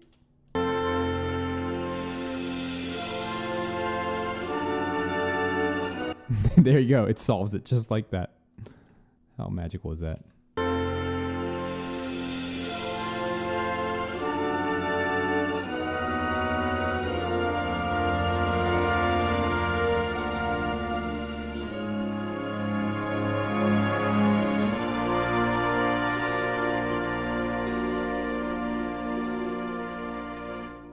There it is. Beautiful. All right, guys, let's be done. We can be done early. That's fine. That's fine. I don't have stuff connected to my fingers, so I can't really play any Zelda for you today, unless, I opened up Cubase and started playing Zelda, which I could totally do if you want me to do that. But in the meantime, I like this. I already know Travis is going to ping me from outer space and ask me to line up the first note.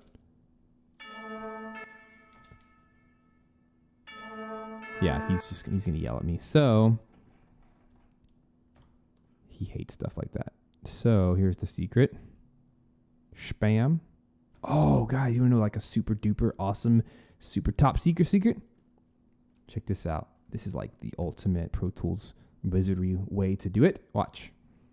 We're going to take our time compression tool. Oh, watch this magic.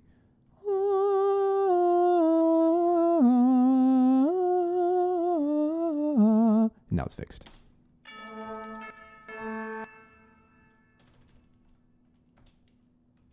Maybe. Oh, it's stretched it. Fine. We don't get to do it the cool way. We have to be lame and just move it. That's so lame. Who does that anymore? Who just moves audio to the left? That's stupid.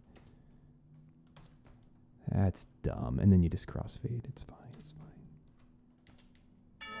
Now they line up.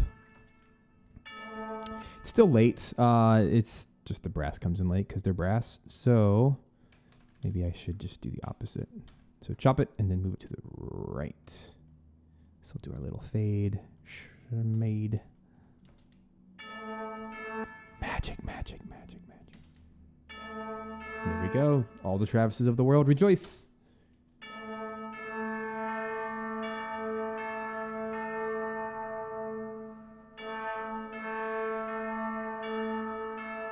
It's so lovely.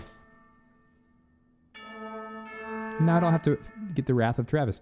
I do think this is slightly too loud, and I think he'll be mad about that. So let's just make it super duper backgroundy. Let's even increase the reverb ever so much. 0.5% will actually make a difference. Warms it up a little bit. And just for the sake of the dark dice. Domain of the nameless god. We'll go here and we'll do a little fade action so we don't get yelled at. There we are. I'm okay that it starts late. What I'm not okay with is... Actually... Here's the real secret that I should have done. Let me move the brass over because they have this beautiful little nothing space.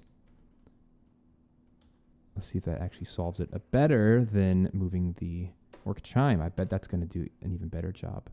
I didn't think about that, but it's the only thing playing, so technically,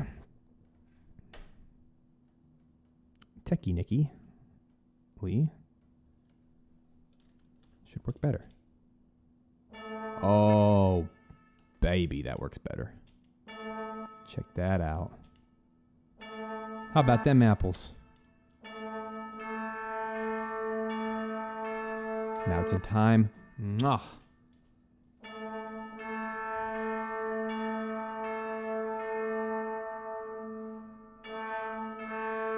Complete with player breaths.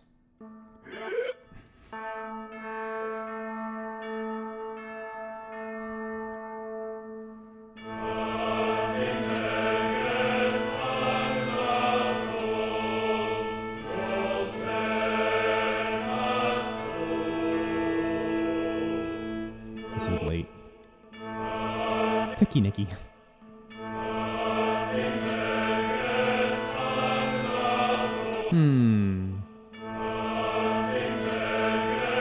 I don't want to have to time stretch them, but I have to. Come on, choir. Be better. It's not their fault. They had nothing to record to. So here's the secret. I guess I'm not done. These are the things I already know I'm going to be asked to change. I don't want to waste anybody's time. So the secret here is just to go to polyphonic time stretching. And we're just going to do the most basic, minor, non-T-pain level warping.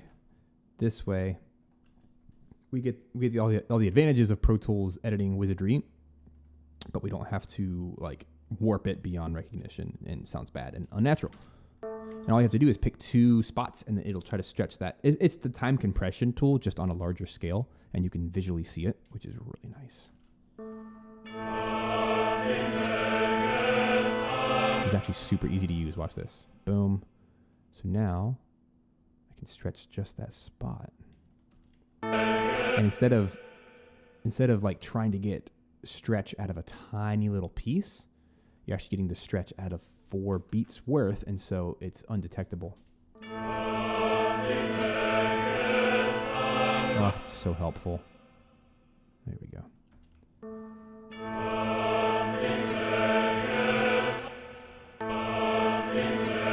So here's another spot. Because the choir is so sparse in this track, we gotta get it right.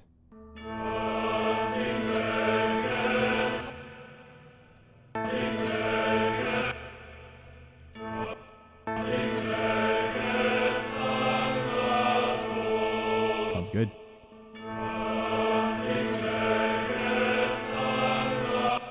But again, I know Travis, he's gonna say, fix the choir. By the way, when I only say that because Travis has such an impeccable ear.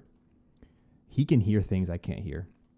And then when I go back and listen to it, I'm like, oh, his ear for balance. I'm surprised he didn't become an audio engineer, to be honest.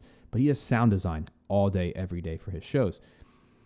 And as a result, his ear for detail is incredible. And so he can hear like, hey, that French horn in measure 17 is a little bit too loud. Can you pull it down? And I'm like, how did you hear that out of 15 things going on? Travis is the creator of Dark Dice and many other projects.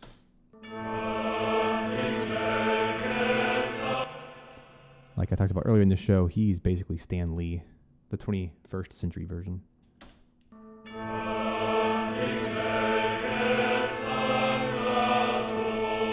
You will be hearing more from him in years to come, I promise.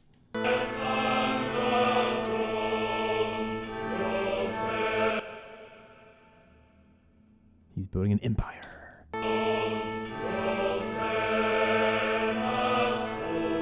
I mean, you'll hear the name Fool and Scholar more than his name, but that's his company.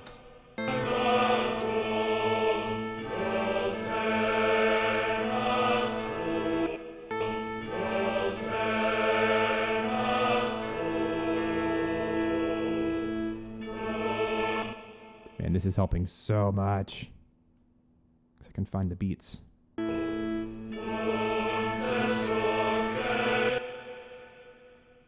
And I don't have to do every beat.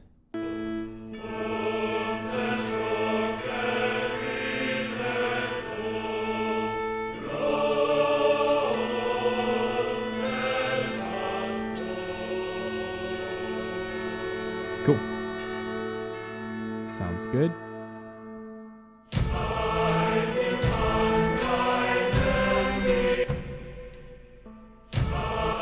would have my head if I started this so late.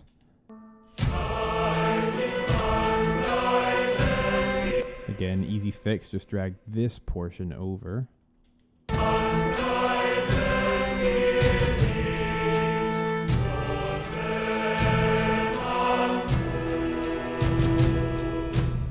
Man, that new percussion just, so beefy.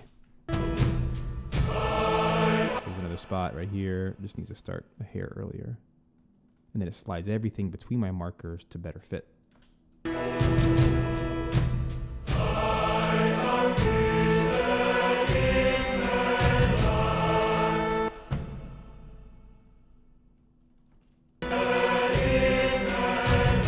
This is the brilliance of Pro Tools, this kind of editing.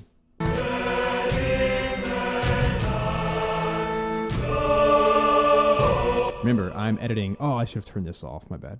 I'm editing 15 microphones at once. It's pretty insane. That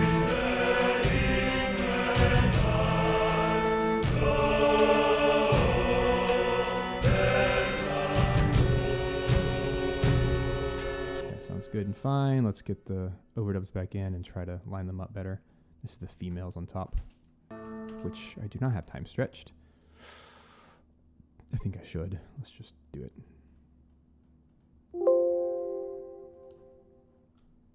Go to warp and have fun.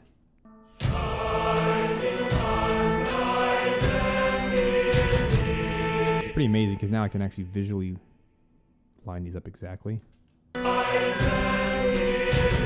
actually think the women are dead on.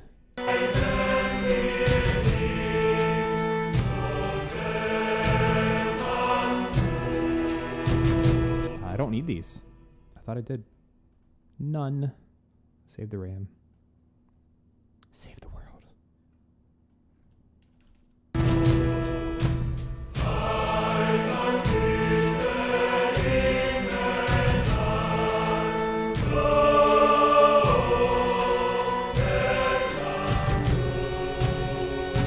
Oh my gosh, I cannot recommend Pro Tools enough for any kind of large audio editing, for real. Thanks, Drew, for the visual representation, just in case we couldn't count to 15. Speaking of 15, that's the number of people watching at the moment. 16. Darn it. One of you has to leave.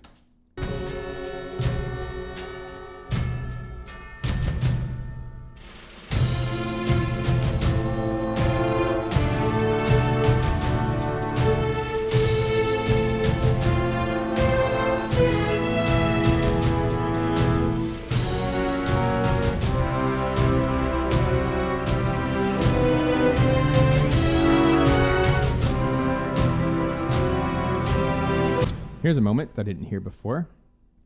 Sometimes just listening to stuff again can help. Here, the horns and the trombones are particularly loud. Just here, so I'm going to select just those solo mics and turn them down like 6 dB so they're not as present. So what I don't want to do is turn down the whole ensemble, nor do I want to turn down the tree mics or anything because that'll screw up the whole mix.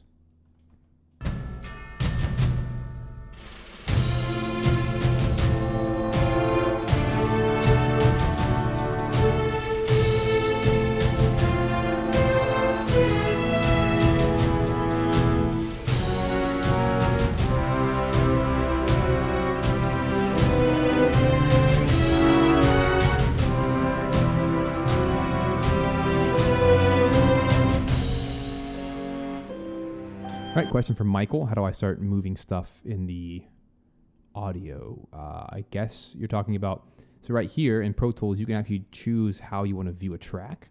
So everything by default is on the waveform ticker here. But if you put it, first of all, you have to do the time stretch. So if you elongate your track, you can see more options. So down here, you can click on the time stretching section. And then I choose polyphonic because it's multiple notes at once. It's not monophonic. And then once you do that, the other options open up that are currently grayed out. So it'll be warp and analysis. You can start moving around your little markers, which is awesome.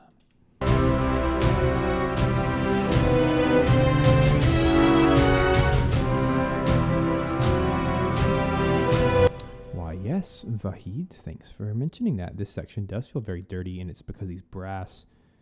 Now that I kind of squared out some of the lower stuff, I think what's also happening is right here. I need to turn down the stems.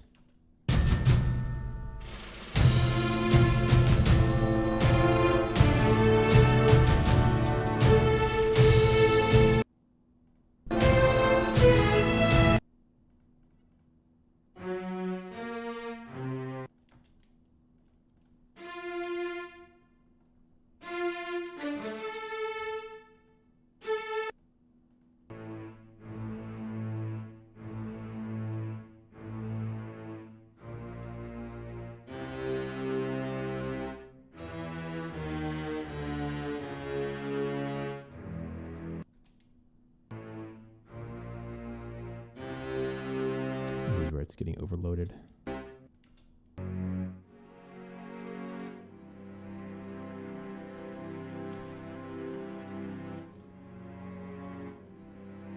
It's too much low information.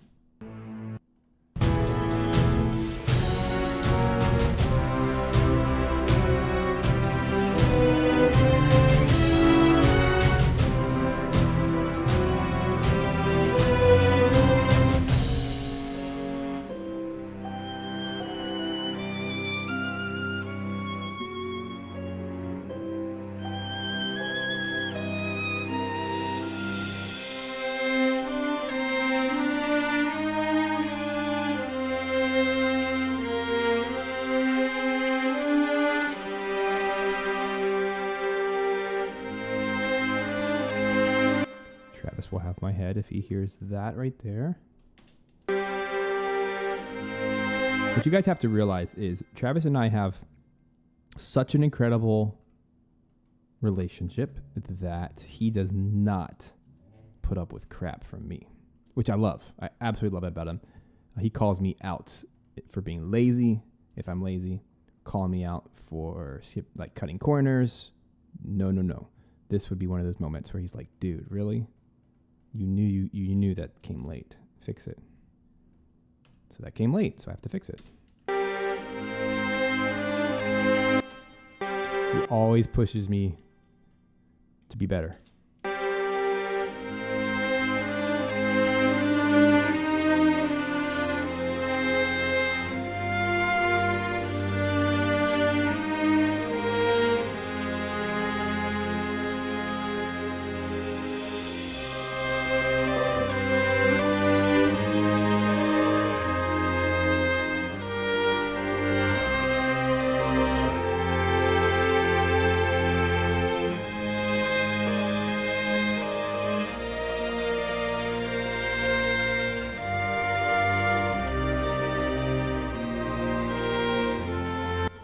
I mean, first of all, Travis is based in Germany, so he's already, 6 hours ahead of me, so it's probably his nighttime.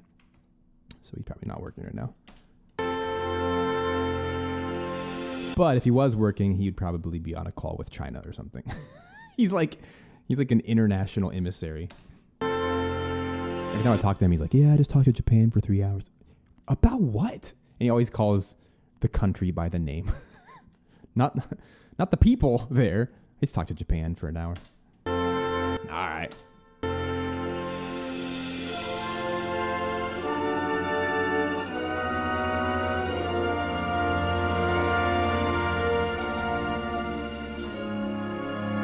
All right, I am super duper happy with this track, so I'm just going to leave it.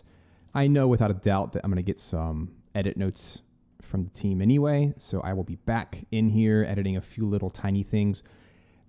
If anything, it'll be like percussion level balance or hurdy-gurdy balance or dulcimer balance. Like, it's going to be very basic things, maybe a timing issue here or two that I can't quite hear right now. But what's amazing is even just like taking a day off, I will come back to this. I guess I'm coming back Monday. And when I hear this track again, I'll go, there's the thing. So usually it takes me like a whole night of sleep or one day away from a mix. And then I all of a sudden hear a bunch of errors that I didn't hear the first time. And I can easily just kind of, it might be 10 little things, but they're easy to fix, and then it's ready. So for today's purposes, let's play out from the top. This is going to be the final version for now. I'm still going to call it final final mix version 1, and then if there's a version 2, so be it. Now all I'm going to do is bounce it out. So let's listen to the final product. I am going to bounce it live so that we can all enjoy that together. So let's enjoy. And then don't go anywhere. As soon as this is done exporting, we're going to have a little coffee break. And just for fun, we're going to have a VGM jam session. So don't go anywhere. Here we go. Let's enjoy.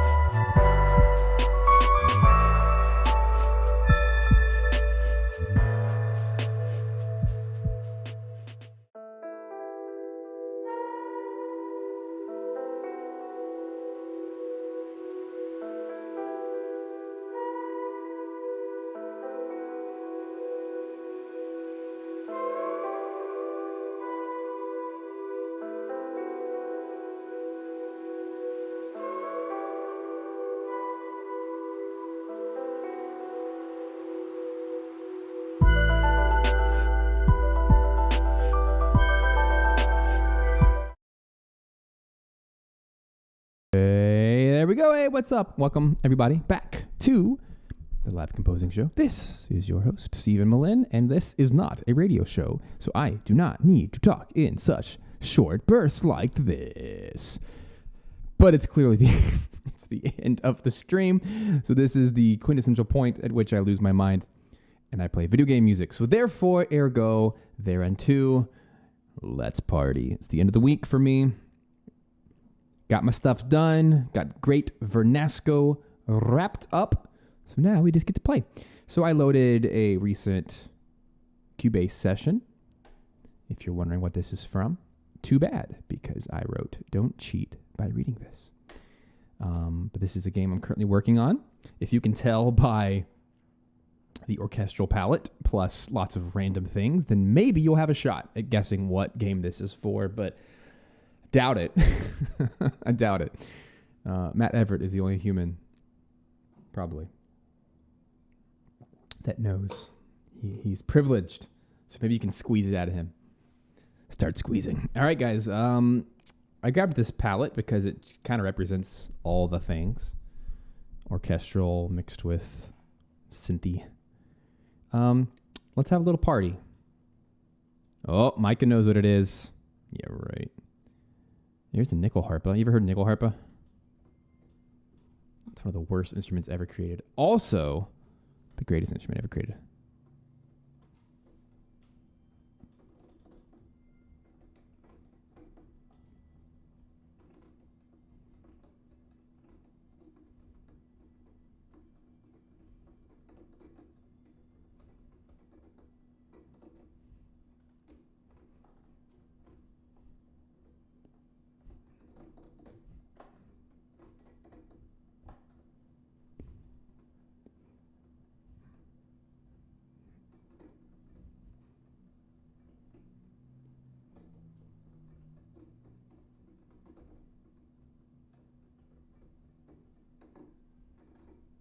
Oh, you guys can't hear? I'm over here jamming. Dang. Thanks for letting me know. Oh, what an epic jam that everyone missed. That's fine. It's cool. I was playing Zelda. Hold on. I was not ready for this. Impromptu moment. Ugh, are we supposed to hear something? Yes, you are. You're supposed to hear the audio. I forgot to turn the plug-in on. Let's try again, because it was quite good.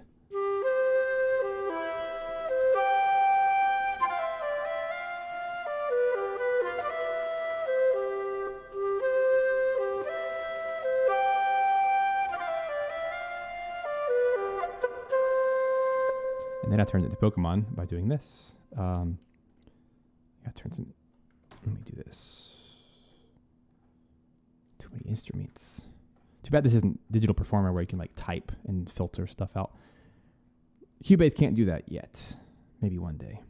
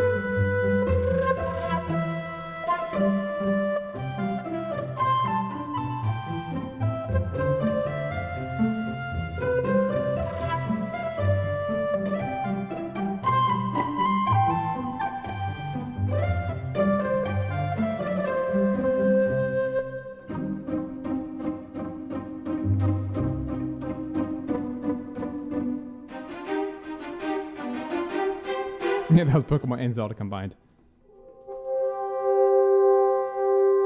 Let's form a little orchestra here. This will be fun.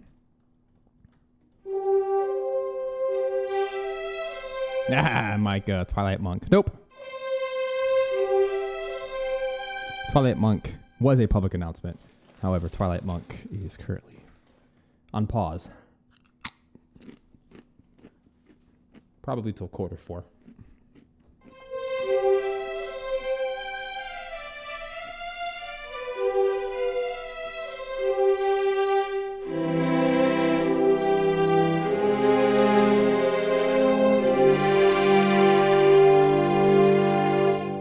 What's a good combo here?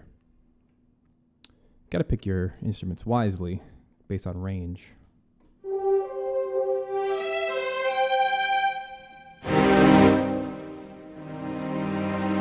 Let's do some swells. Just kind of playing around here.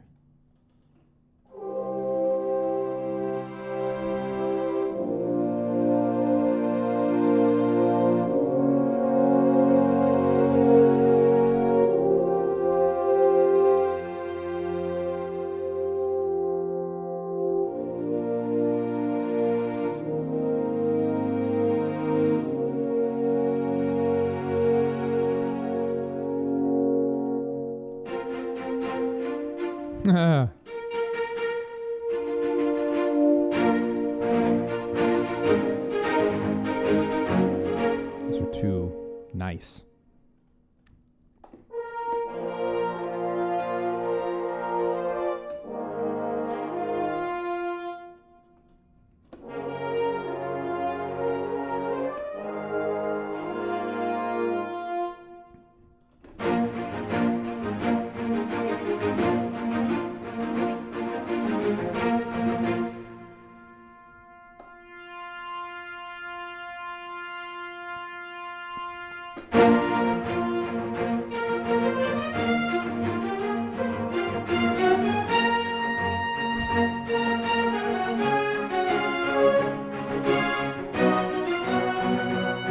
Sounds so bad.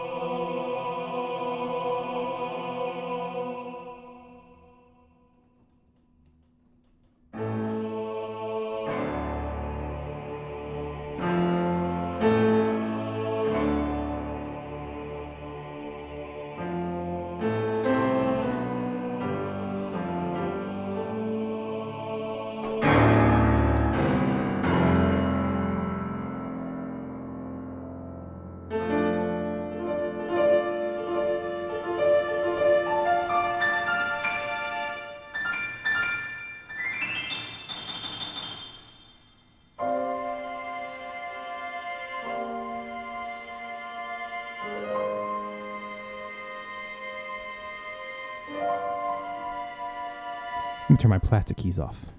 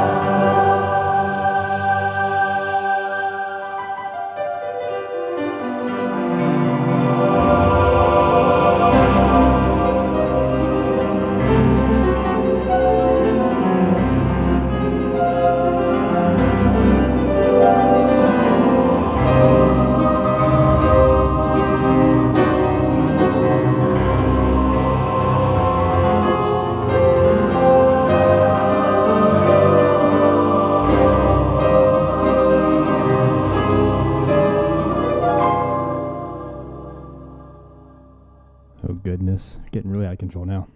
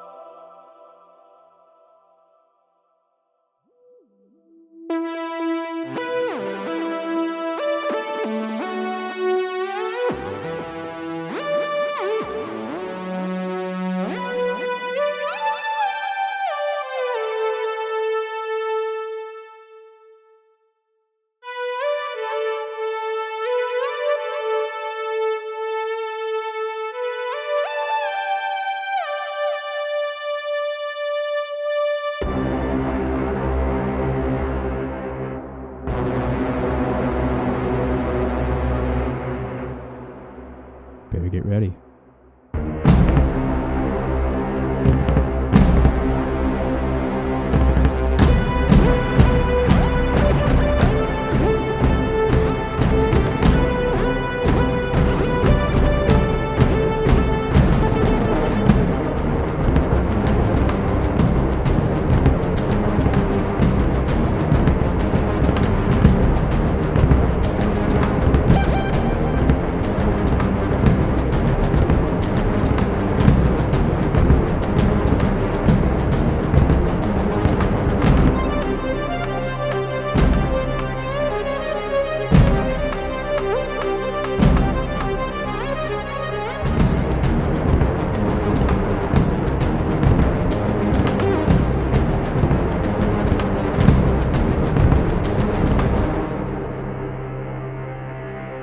That was a fun little combo.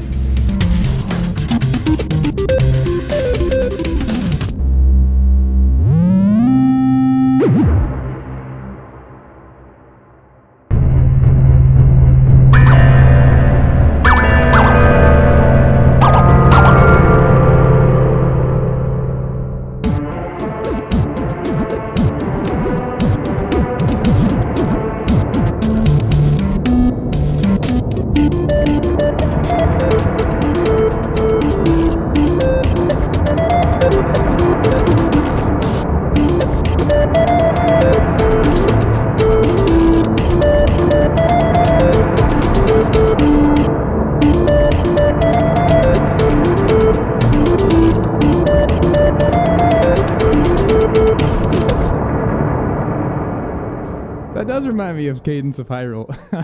That would fit right in, right?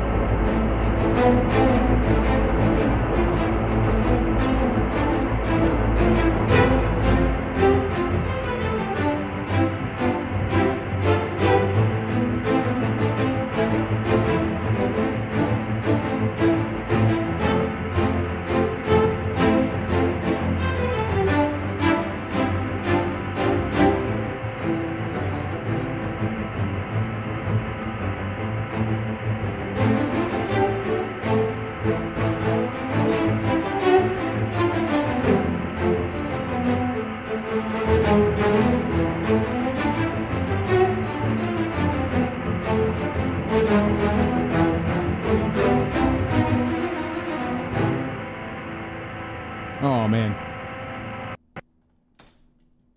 I'll keep going. Let's do it.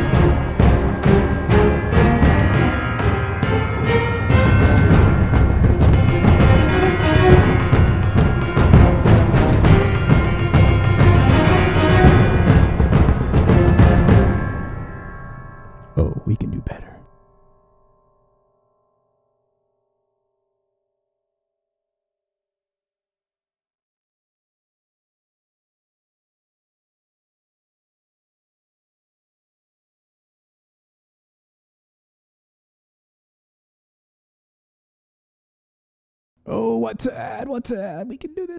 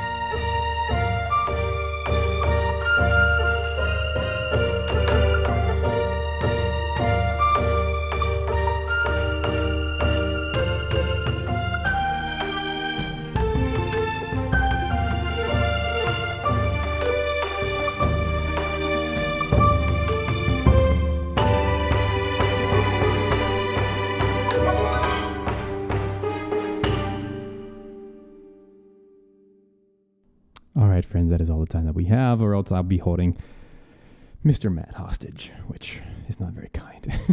That was fun. I could keep going, but man, that's just how inspiring video game music is to me. Like, this is what got me into video game music. I used to do that right there. I would literally sit down on a piano or in front of my doll and just do that until I got good at it. And now it's just so much fun. And hopefully you had some fun here today. Literally just because of time, I do have to end this stream, or else, we'll be here forever. But thank you guys. I'll have to do another proper VGM stream. That was mostly Zelda, but I snuck some Mario in there. Hey, if this was a live concert, that would have been like a 45-minute set, and then, break for 5 minutes and come back. Maybe we should do more of these. Super fun. Anyway, thanks guys for being a part of the fun today, getting to mix a new tune, getting to goof around, and VGM is always a wonderful day. I hope you guys have a lovely weekend. You must wait patiently for the next one, of course. You guys are great. Take care. Bye-bye. Be safe, all the things. I'll see you next time.